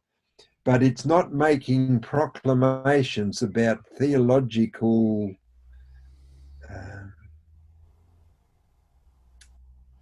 I just can't find the word I'm looking for. It's not making stipulations about theological constructs to do with our personal lives. The gospel deals with all of those. Exactly. And that then begs the question, what happened? Why did we need the investigative judgment if that's all fairly clearly stated already in the Gospels? Yeah. So what do you think happened as the midnight hour clicked over to October 23, 1844? It clicked over to the next morning, the next second. I'm not going to buy into. I think William Miller's maths are not the kind of thing that are central to me about what it means to be an apocalyptic Adventist. That's what Norm Young said, and Bill Johnson as well. I struggle to find someone that will agree on my show so far that Ellen White's great controversy version of the investigative judgment is accurate. And then when I say, so you're saying we need to lead a sinless life before Christ returns so you can be saved, they say, well, you don't really understand the word sinless. And then you get onto another tangent, and I'm trying to get, if there's such a big problem that grew to Glacier's view and the issues on 1844 and the investigative judgment, if there is such a big problem, why can't I find a definition of what was before and what Des was opposed to and what the church believes now? It's like impossible to find it. It's a slippery thing. You can't grasp it and hold it in your hand. Yet it's the central pillar of Adventism. Not my Adventism, Peter. No. So is your Adventism different to her Adventism? Not in the big picture. When you look around at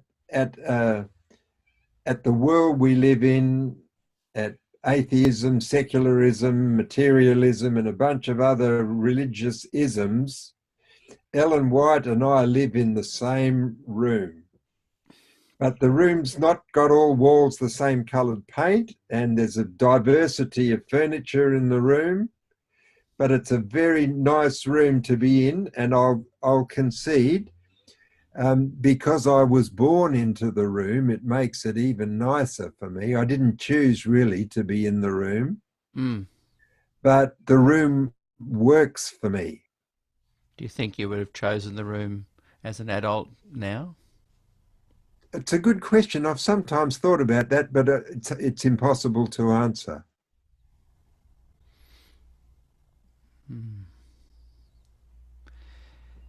So I may never get to the point of fully understanding what the investigative judgment actually is.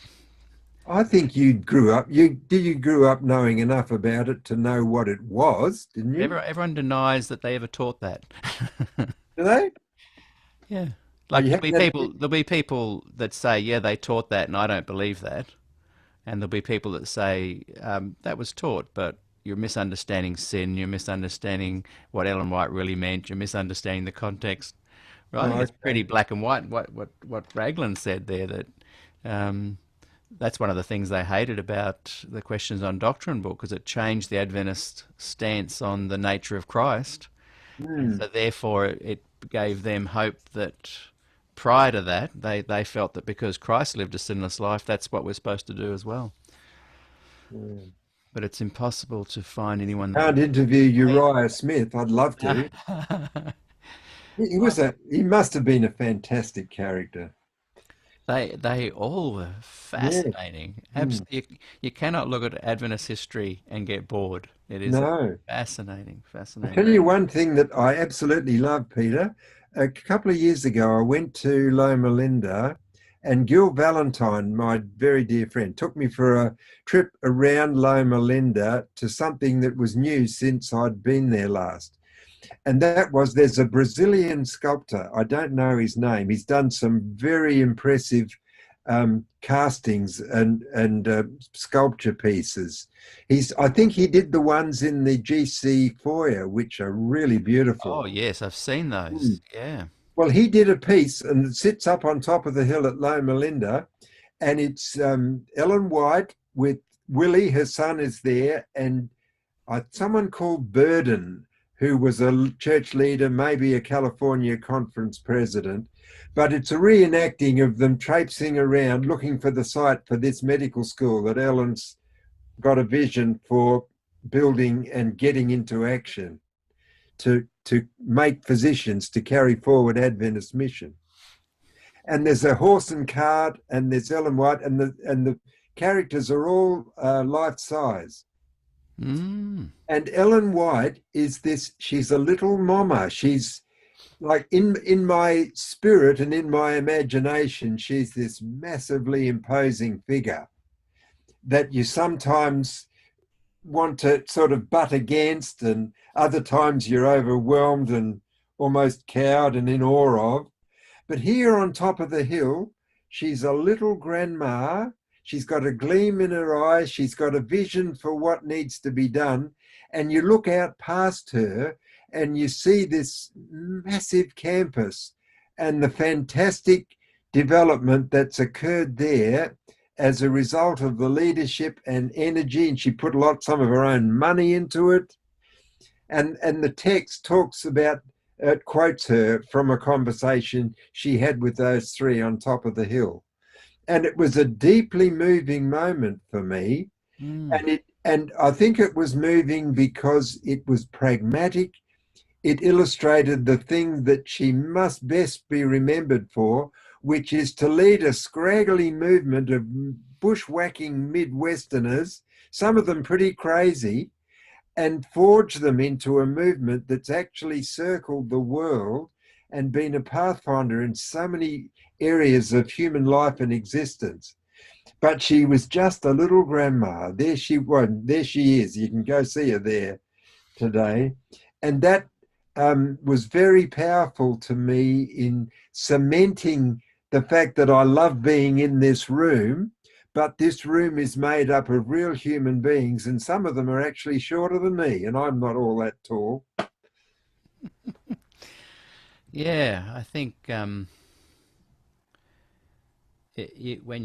I've read some of her transcribed sermons where they've been unedited. Fanny Bolton and Marion Davis didn't get anywhere near Never got to them, yeah. them. And there's a passion and power that comes through. She would have been a very Yeah, interesting woman to meet. yeah.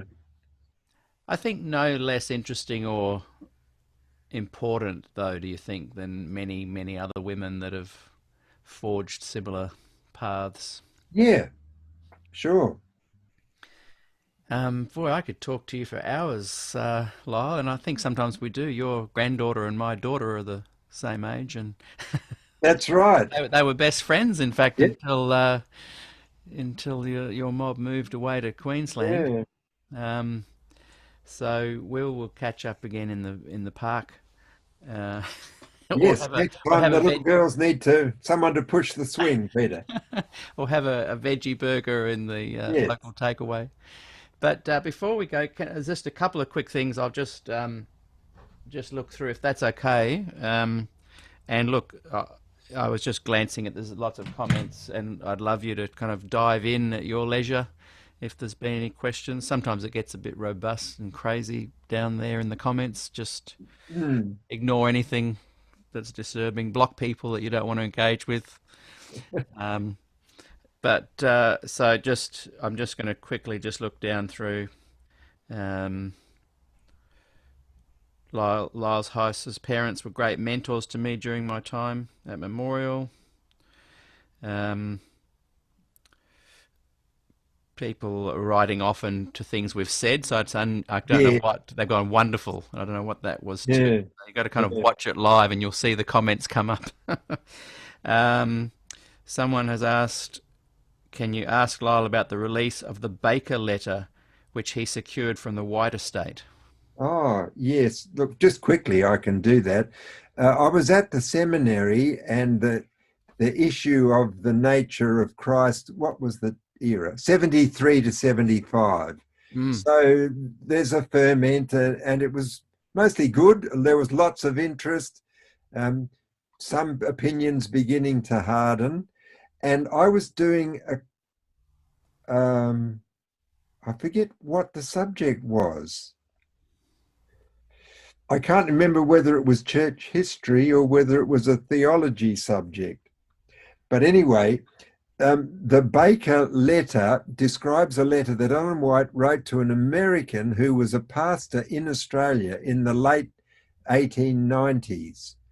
And Baker had come out here to be a preacher and an evangelist. And Waggoner was out here as well for some of that time. Oh, He was right. following up, not Waggoner, Prescott. Prescott was out here, and Prescott was a great preacher of the gospel and a great supporter of the Waggoner and Jones 1888 Yes. business. And Gill's got a whole book on Prescott. Yes, I've actually So- started so- reading that. So Prescott and Baker were out here, and Prescott was a bit inclined to talk about Jesus as with a sinful nature, the kind of pre-questions on doctrine emphasis that sometimes can play into, well, if Jesus overcame sin with a sinful nature, you can too, and how you're getting on. And Baker was traveling around a bit with Prescott, running missions here and there. And all of a sudden, out of the blue, because this always looks like out of the blue, we never get to see the other side of the conversation. Yeah. But here comes Ellen White saying to Baker, who's been traipsing around preaching with Prescott in Tasmania and Victoria and here and there.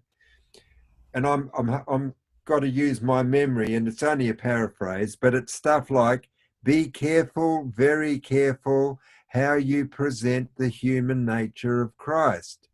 Do not present him as one with propensities to sin. Mm. Here she comes, and this is the one that Questions on Doctrine editors loved, because it enabled them to present an Ellen White to Martin and Barnhouse that was an Ellen White with a view of Jesus that was quite congenial to them as evangelicals. Mm. So all I did was find all the statements, recreate some Baker territory. I went to go and get the statements released. In those days, to quote a statement in an academic paper, you had to get it released by the White Estate. Right. And that was usually a matter of course. They weren't difficult to get on with. Right. But they wouldn't release things that named people, or they got sensitive about people that still had a family network alive if something was a bit. So it was a useful, it was like they were gatekeepers in that respect. Mm. But I never felt they were theological gatekeepers. No. So they released these, and I quoted them and published this paper. I didn't publish it. I presented it as a course at Andrews University. And in it, I made the point that it seemed to me that Ellen White, in that Australian context, was saying to Baker, and maybe implying even to Prescott, now come on, boys, we can't push this sinful nature of Jesus as far as you're pushing it. That's my interpretation. So she says, so be careful, very careful how you do this. Right. My antagonists, who included Herbert Douglas and a few others who read my paper, said, oh, come on, Lyell, that's a big push. If Ellen White wanted to correct Prescott, why didn't she just write to him? And that's a fair point. But I was saying, I'd traced, what's his name? My fellow, I forget his name. Baker. I'd traced him around and knew that he was working with Prescott. And I wasn't trying to say Ellen was too scared to tell Prescott. She just heard Baker, so she got to work and said, now just be careful about this. And I wanted to make the point that maybe in our present conversation, if she was around, she might be trying to say, go easy on this, folks. That's Because you can find statements by her that look the other way too. yeah. She's got what somebody called a wax nose on this one. It's a little bit of this and a bit of that. Yeah. But that was a vignette from Australia in the Yeah. late 1890s that I got hold of anyway. Someone's commented on the by saying about the fundamentals being a bit vague, and if you read the fundamental on this judgment issue as of now, I think it says Jesus' ultimate sacrifice gives us confidence to approach God. Tick. Knowing we are forgiven. Tick. Now Jesus is reviewing our lives before returning, so there's no question that his judgments are made in love. And to me, and they've said, does this seem a little ambiguous? Oh, okay. That's in statement one of the 24, fundamentals. is it? Yeah. Now, my thought is that when you just slot in, now Jesus is reviewing our lives before returning, so there's no question that his judgments are made in love. Hang on, go back a bit. Now he's reviewing our lives. What does that mean? And that's what I'm talking about when the fundamentals tend to gloss over. I don't mind when the fundamentals are made more evangelical or Christ-centered, and I think they've picked up on what I was trying to say. But they're trying to kind of word things in a way that can be taken two ways, and they're being a bit sneaky, I think. Okay. But this person has said, does this seem a little ambiguous, which is a better word than sneaky? Yeah, it does seem ambiguous in that context, but the way that I think Des would have wanted to argue at Glacier View was that the idea of a pre-Advent judgment that Des always said he understood and affirmed is this idea of the great controversy, that there's more beings in the universe interested in this. There is a big controversy, and we're going to be very clear about how God has been just, is just, and it's not that we're getting a workover, but that is God proclaiming evidence of his justness in his handling of the great controversy. And that's about where Des was at when I last heard him in the Adventist context talk about this. And I think he would have been happier if they'd said that in Fundamental 24. I think he could live with Fundamental 24, but it probably was a little bit of an itch under the leg of his jeans that he would need to scratch. What do you think he thought should have been added? Oh, I think he would prefer to say that a pre-Advent judgment is a proclamation to the universe of God's justice. Right. It's not rehashing to see whether we did the right thing or whether Joe Blow has any unforgiven sins. Right. Here's another interesting question. 1844 was also very important in preaching the imminent return of Christ. This has been the main thrust of evangelists in every generation since. Should this still be the main focus of SDA teaching? Oh, yeah, I think so. And that's what I mean by an apocalyptic, what's the word? The orientation. The apocalyptic orientation is that way. Now, you can go to the extremes and start setting dates and creating disappointments and creating massive disillusionment. But the orientation of every Christian from post-resurrection Sunday onwards is this standing on tiptoe waiting for the conclusion of the great controversy. And that's ambiguous too, I freely grant you, but I don't think you proclaim Christianity authentically unless it's a message of hope. And hope, to be quite honest, the coming of Jesus is no further away than the longest human being's lifetime. And that's a lot less than the time since 1844. So the coming of Jesus is not too far away for me, Peter. A little bit further away for you, Not much. but the That orientation. wasn't Adventism, though, wasn't it? Adventism's not talking about No, the small amount of time we've been on the earth and the closeness we are to death.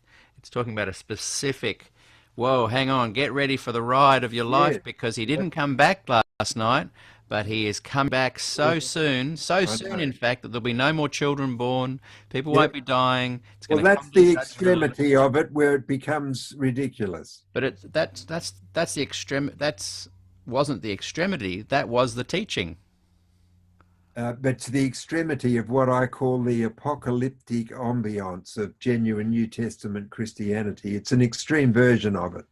But if you were there in the months after 1844 and you were part of that band of Advent believers and believed the cornfield, Yeah, Crozier spoke of that, but was it Hiram Edson. Hiram Edson? Yeah.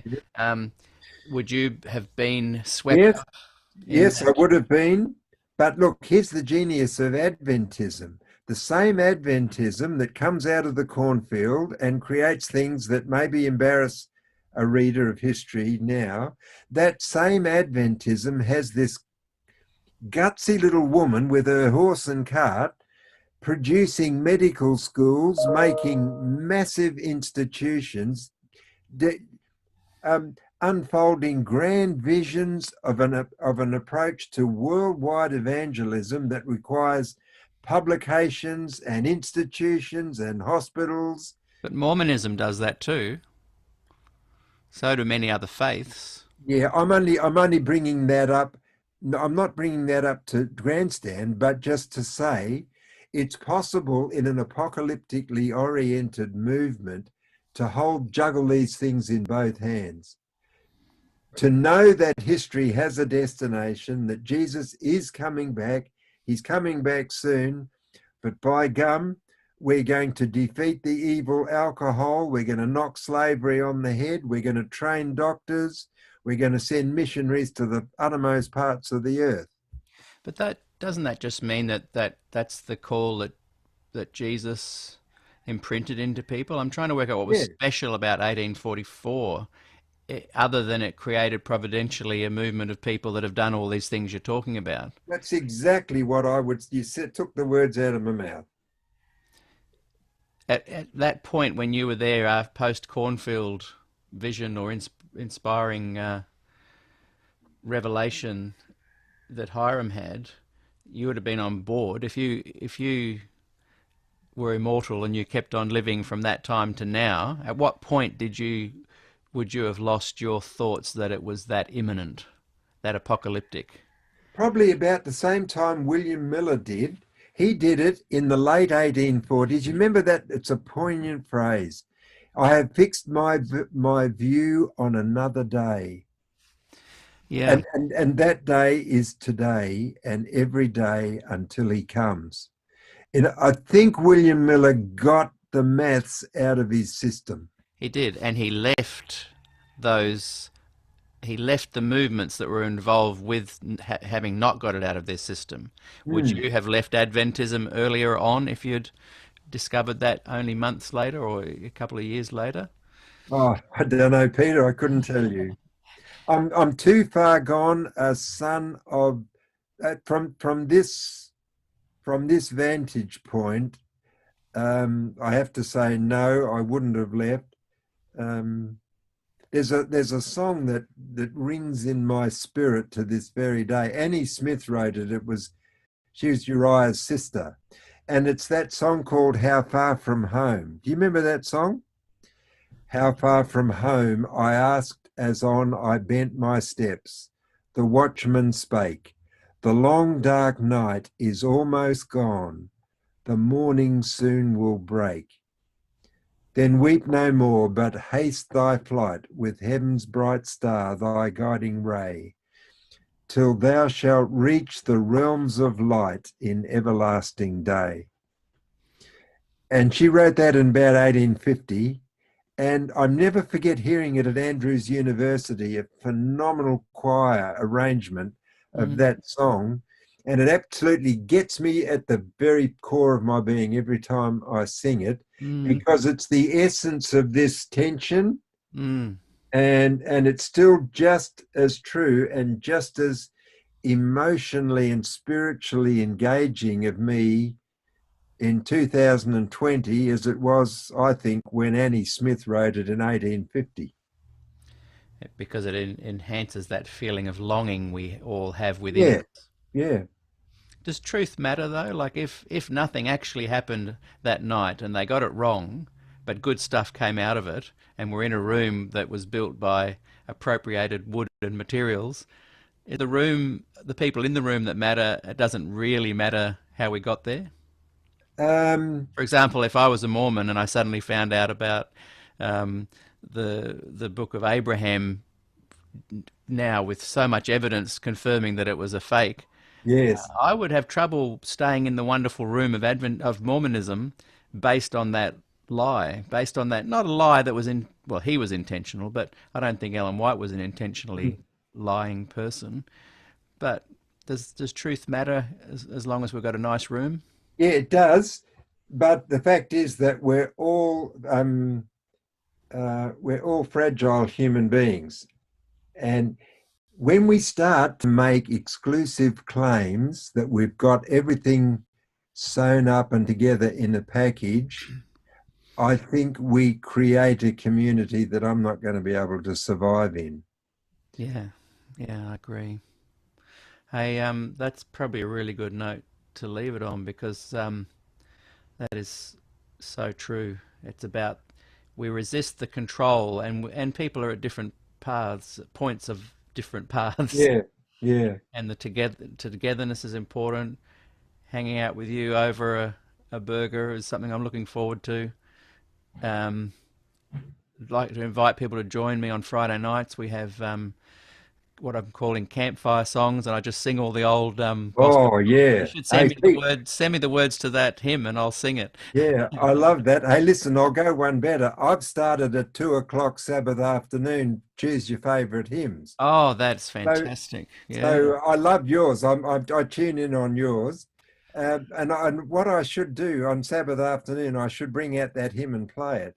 So Yes. just look me up on Facebook Yeah. Live at 2 o'clock Sabbath afternoon. Yeah. Well, people have got your link here, and we've grown. This group has grown from 220 members to 730 in just 3 weeks. So there's a Serious. real, yeah. So there's an interest in this debate and this conversation. But I want to just highlight that my aim is to bring healing, uh, put the spotlight on anything, and truth will survive. It can cope with scrutiny. But at the end of the day, it's the singing, the times of devotion, breaking bread together, to me, that are the most important things. Indeed.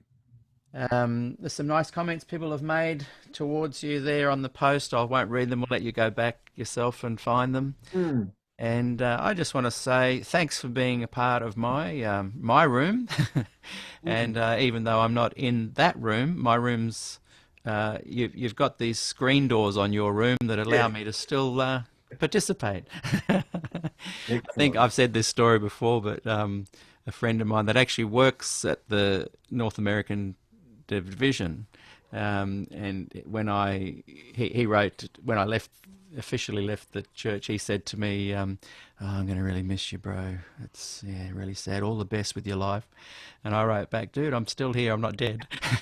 Yes. And so I just really appreciate your friendship, the many people that have maintained their friendships with me, and the ability to still commune with the many wonderful things that are the culture and subculture of Adventism. Hmm. So thank you very much, Lyle, for being here Okay. today, and Love being with you, Peter. it's been fantastic. If everyone's enjoyed it that have stayed through, and we've had at least 25 people have stayed right through the whole time, which is Oh great. my goodness, they're tigers for punishment. And usually there's 100 or more that watch during the week as well. So send those love hearts up now to show Lyle how much we appreciate him. And tomorrow, as I said, we've got 2 o'clock Harry Ballas, which will be a very interesting conversation as well. And Excellent. I'll be there. hopefully we're creating a nice resource of the Thoughts on Glacier View and all things Adventist. Thanks, Lyell. Okay. All the best. Wow, there we go. Incredible. We're back to 2025 now. Those listening on the podcast, season 2. And if you want to watch that on YouTube, it's now season 13, and that was episode 26.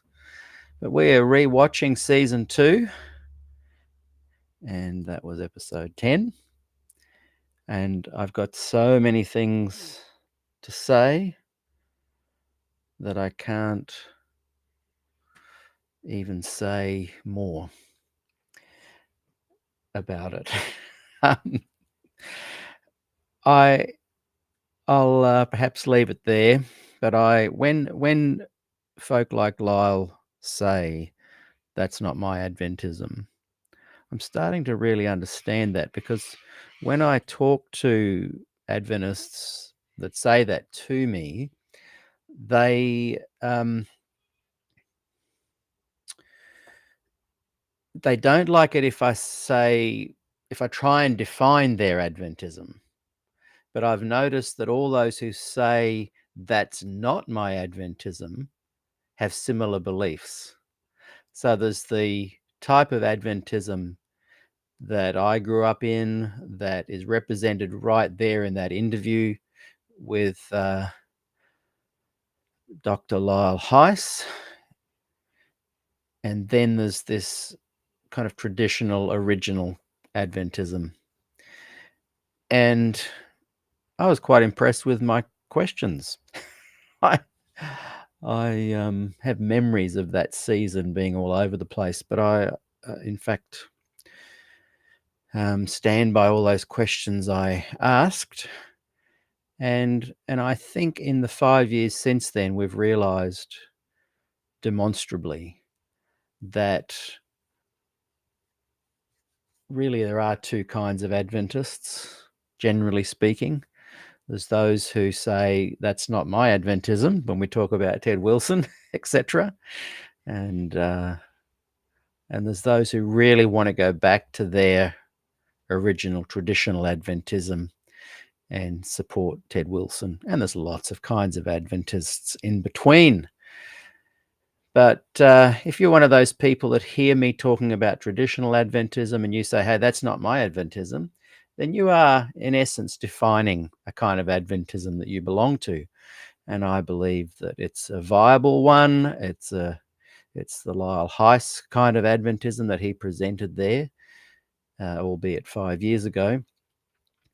And I think that some of my fears for that group, the It's Not My Adventism, liberal progressive revisionist, big tent, gospel cultural, that's not my Adventism Adventists, I fear for you, because in some ways you are being marginalized, pushed down and suppressed. And very few people that have a liberal progressive revisionist cultural big tent gospel, that's not my Adventism kind of Adventism, you're not speaking up so much publicly those views. So it's refreshing to go back and listen to season 2, where a lot of retired Adventists were speaking up for the kind of Adventism they want, which is more biblically based, Bible based, gospel based, Ellen White in the back seat kind of thing. I would have asked Lyell a question, though, about these kinds of Adventism that he is not, that he doesn't want anyone to define him in his Adventism, and you guys that all fall into that, you don't want to be defined, and you just want to say that, well, that's not me, that's not mine. I forgot what I was going to say. That kind of Adventism is slipping away, I believe, and you need to do something about it if you want it to really shine. But it's a pleasure hearing Lyell Heise's version and the many people that I've interviewed in season 2, because it's a very unique kind of Adventism. Oh, I know what I was going to say. I wanted to say to Lyell, though, that Adventism that you don't agree with was sanctioned in vision by Ellen G. White. And although she changed and grew and perhaps got closer to a better gospel understanding by the time she died, the pillars of Adventism were still firmly in place. And all of those pillars at one time or another were sanctioned and validated by visions where she claimed God had told her. So if you go, well, look, that's more of a Uriah Smith kind of Adventism, I don't buy into that. Or, hey, Ellen White's not going to be in charge of the theology of Adventism. Okay, that's good. But where do you take the concept? Where do you process this concept and still keep Ellen in play with your gospel Adventism if she is making these claims supported by God in vision that you don't believe anymore? I don't know if I'm making sense, but if you're saying, I don't believe in that Uriah Smith kind of investigative judgment view, I believe that theology and Adventism can move on and we can formulate new theology. How do you explain then that Ellen confirmed the Uriah Smith kind of sanctuary doctrine in vision, that God told her that this is a unique people with the spirit of prophecy? Yes, so anyway, they're my thoughts, and great to have you guys watching. Tomorrow I will be doing another season 2 rewatch. It's the Harry Ballas one, and it's the only one I had to put the little, what do they call it, an E for explicit. It's a couple of swear words, so bring your earplugs and I'll try and have a little beeper button for you. No, you're all grown up. I'll just have a quick look at some comments here. Oh, thank you. Stephen has said that I'm kind to my guests. I appreciate that. Moto Sapiens says the Jesus of the SBC. What's the SBC? Isn't the Jesus that they know. So what do they do with this? John Kaler has said he's rejecting SDA doctrines in massive rationalizations to make peace with dissonance. One cannot reject children of Hiram's cornfield. Yeah, that's kind of what I'm saying. I would love to see the people who say this is not my Adventism and the ones that have this better liberal, progressive, revisionist, cornfield, gospel, big tent, cultural, not my Adventists. I'd love them to say, hey, we love this Adventism we've got. And it's not what you traditional original Adventists have, not what you official Adventists have, what the official statement is. I'd love them just to claim it instead of trying to justify and rationalize the two together. It's different. It's good. It's a new theology. And the reality is Ellen White confirmed in vision and validated all of the old stuff you no longer agree with anyway. So where do you place her? And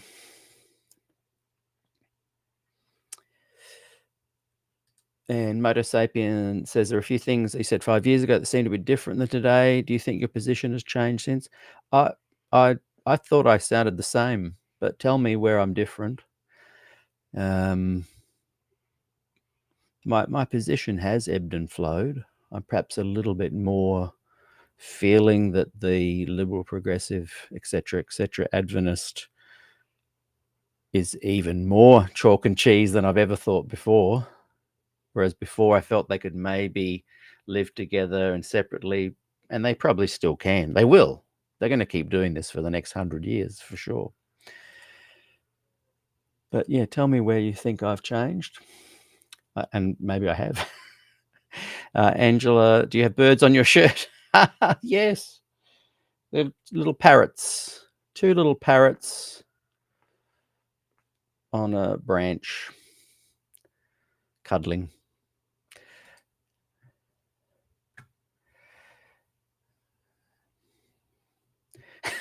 This the best quote of the day. Malcolm says, "It's confusing because it's confusing." Yes, thank you. Yeah, good. Thanks. Motor Sapien is enjoying watching season 2. Me too. A lot of these I've not watched back for 5 years. And that comment was 2-part. Maybe YT shadowed the first. I wish, it's a regret. I wish I had gone live, not just into the private Facebook group with season 2. I know we're saying there's 25 watching and whatnot. There were people watching. We were getting over the course of an interview, 200 or 300 people watching just inside the Facebook group. 25 would watch the whole 2.5 hours. But the same as today, we're not much bigger, really. We had a huge growth, and then we've maintained that consistency for 5 years. That within 24 hours there'd be over 1,000 views, and that's often the case now too. Yeah, I don't think it overshadowed, but I think it has meant that people who have watched post season 2 and are now looking back can see how really that should have been part of the conversation, and it was for people on Facebook who transitioned with me onto YouTube and Facebook together now. But I'm so excited. Yeah, it's a big regret that it's taken 5 years, but I'm so excited that season 2 is now getting out there to the general public. And I hope that it really continues to gain traction there. Motor Sapien adds, Peter, 5 years ago you said you didn't think Energy White was a liar. You've made clear that's not how you... I've never said she's a liar, and I don't think she's a liar. I certainly have never used those words in a sentence together, Ellen White and liar. Never. So, yeah, not sure where you got that one. I think she may have been deluded, duped, was a show person. I wouldn't say that if someone's doing a show night after night after night, and they're putting on hey, we're going to go into vision now, and they're steering it a certain direction. I think she really believed it was happening and got herself caught up in it. But I think her and James were putting on a show, but I wouldn't call an artist doing a show night after night a liar just because they're having to redo. I often would sing night after night the same song and I would just find that place where it felt like the first time again for me. But there's certain parameters you have to fit in. There's a start of a show, an end of a show. And yeah. And I've never said she was a con artist. I do not view... so let's look at a 3-ring circus and the ringmaster. And he's putting a show on night after night, and there's certain tricks that he has to employ to get the audience on board. I would never say that person is a con artist. I would never say that they're a liar. I would say that someone might know what they're doing and they're putting on a show, and we all engage in that as the viewers. And so you're saying, isn't a con artist a liar? And yes, but I'm not saying she was a con artist or a liar. I'm saying that her and James put on a show. So when I put on a show with music years ago, I'd tour night after night. I remember touring Japan, and we did 21 gigs in 21 days, night after night, singing the same set. I was putting on a show, but I really believed in the content. And we had to employ certain magical tricks to get the audience, staying with us for the whole time. But it was certainly a genuine, authentic presentation. But if I felt a bit down one day, or it was a trade. I had to do the show. If I felt down, I'm not going to say to the audience, "Oh, look, guys, feeling really depressed or down. I'm not going to sing that song tonight," or doesn't, or you're recreating what you really believe in. And I think that she was doing that. I think if my take on it is different to Steve Daly's, I think she was a false prophet, but I don't think she thought she was a false prophet. I think that I would say there's a difference with someone saying something that is not true, but having cognitive dissonance in play, so they really do think it is true. So I wouldn't call a person like that dishonest. I would say they are duped. Remember my saying of the Adventist apologists? They're either deluded, disingenuous, duped, or dishonest. And I think Ellen White was the founder of Adventism, the original Adventist apologist. And I wouldn't say she was dishonest, but I think she was duped, and I think deluded. And I think at times she bordered on disingenuous behavior. Anyway, we're having a little side conversation there, Motor Sapien, as always. Thank you for watching, everyone. I'm looking forward to the Harry Ballas conversation tomorrow. He wrote the book, or put together the book. I've got a copy here. I've just forgotten the title, but he interviewed at least 40 or 50 Adventist pastors in the early 80s and talked about this experience that they'd just gone through after Glacier View.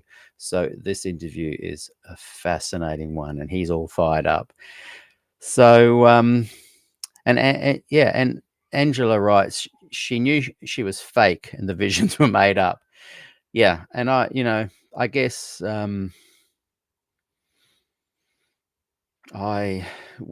I'm at is I'm on the edge of either side of that. So Motor Sapien, maybe ask me in 6 months and I will say, in agreement with Angela, that that she was fake and the visions were made up. I certainly 100% don't believe her visions were from God. Where I see someone as potentially not being fake while also having visions that are made up is that sometimes people can get so absorbed in their delusion that they do have delusions of grandeur and feel that they really are having visions, if that makes sense. We see you watch it, people that have power and it becomes even more of a footprint that they have, their influence, they can get these delusions of grandeur. But to someone with a sense of this deluded sense of grandeur, are they lying, or are they just presenting a lie to us that they believe? I'm looking forward to growing more in my understanding, but I 100% don't believe she had visions from God, and I 100% believe she wasn't a prophet, and I believe she was a false prophet. I believe her visions were fake. But in my mind, the jury is still out with her sense of believing it. And it kind of doesn't matter, because some of you guys have put her well and truly off the bus or way in the back seat, and you've made your own kind of Adventism, like Lyell has, and it works and it's functional, and they love it. And my only criticism of them is they need to be bolder and stronger and more networked, or it's going to dissolve and disappear. Maybe that's a good thing. And those who truly believe Ellen White as being a prophet, I believe that they've been deluded. And many of them are disingenuous or duped and dishonest. And Moto Sapien says, thank you for taking time to clarify. Sometimes I see you nodding with guests like Steve, so it implies that you're in agreement. Yes, I often nod because I go, yeah, oh, wow, I hear what you're saying. I can understand why you're saying it. But an interviewer and an interviewee have a symbiotic moment that doesn't necessarily, like, I agree with all of the Steve Daly outcomes. I'm just speculating that maybe she did truly believe it. This is the deepest we've gotten into your own position in quite a while. Thanks for letting us in. Essentially, I don't really have any claims. Barry says, Ellen was a hypocrite because she got the health message in the 1860s and was eating pork, oysters, and other meats 30 years after the vision. Oh, yeah. Yeah, I agree with that. I tell you what, there are so many things about her that are hypocritical, disingenuous, and yeah, quite honestly, to be truthful, in motion, in real time, I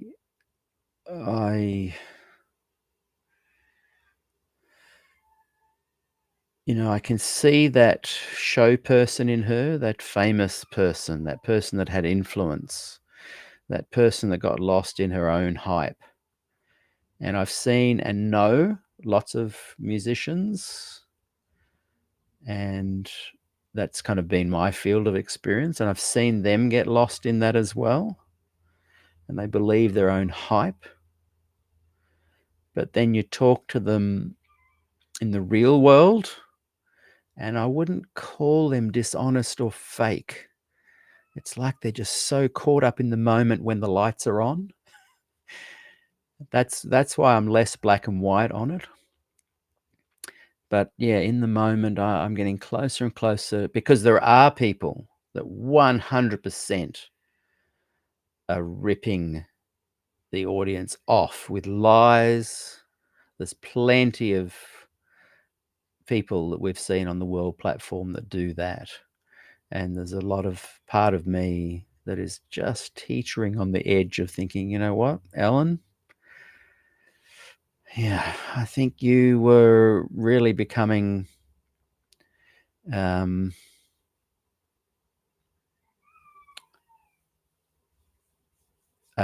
kind of leader that maneuvered and wanted to get your way.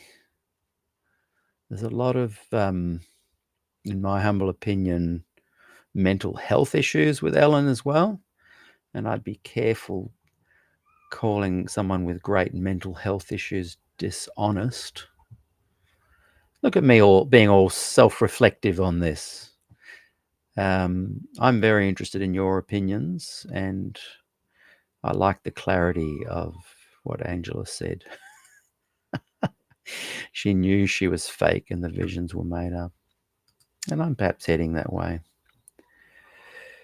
And that's a good point you've just made there. The BS artist doesn't care what the truth is, just how it can be manipulated for personal gain. Yeah, and I would just add to that the BS artist can have that other component of getting so absorbed in their delusion that they don't even realize what they're doing. They justify it so convincingly. And they can do amazing things, and they can be a nice person, but whichever way you slice it, I 100% don't believe that God ever spoke into her ear. I believe it's all in her mind, one way or the other. And what people do with that, whether they say they can make their Adventism work, knowing that, believing that, or not believing it, that certainly informed my narrative. Thank you, everybody. We'll look forward to seeing you tomorrow for the Harry Ballas conversation of 5 years ago. Take it easy.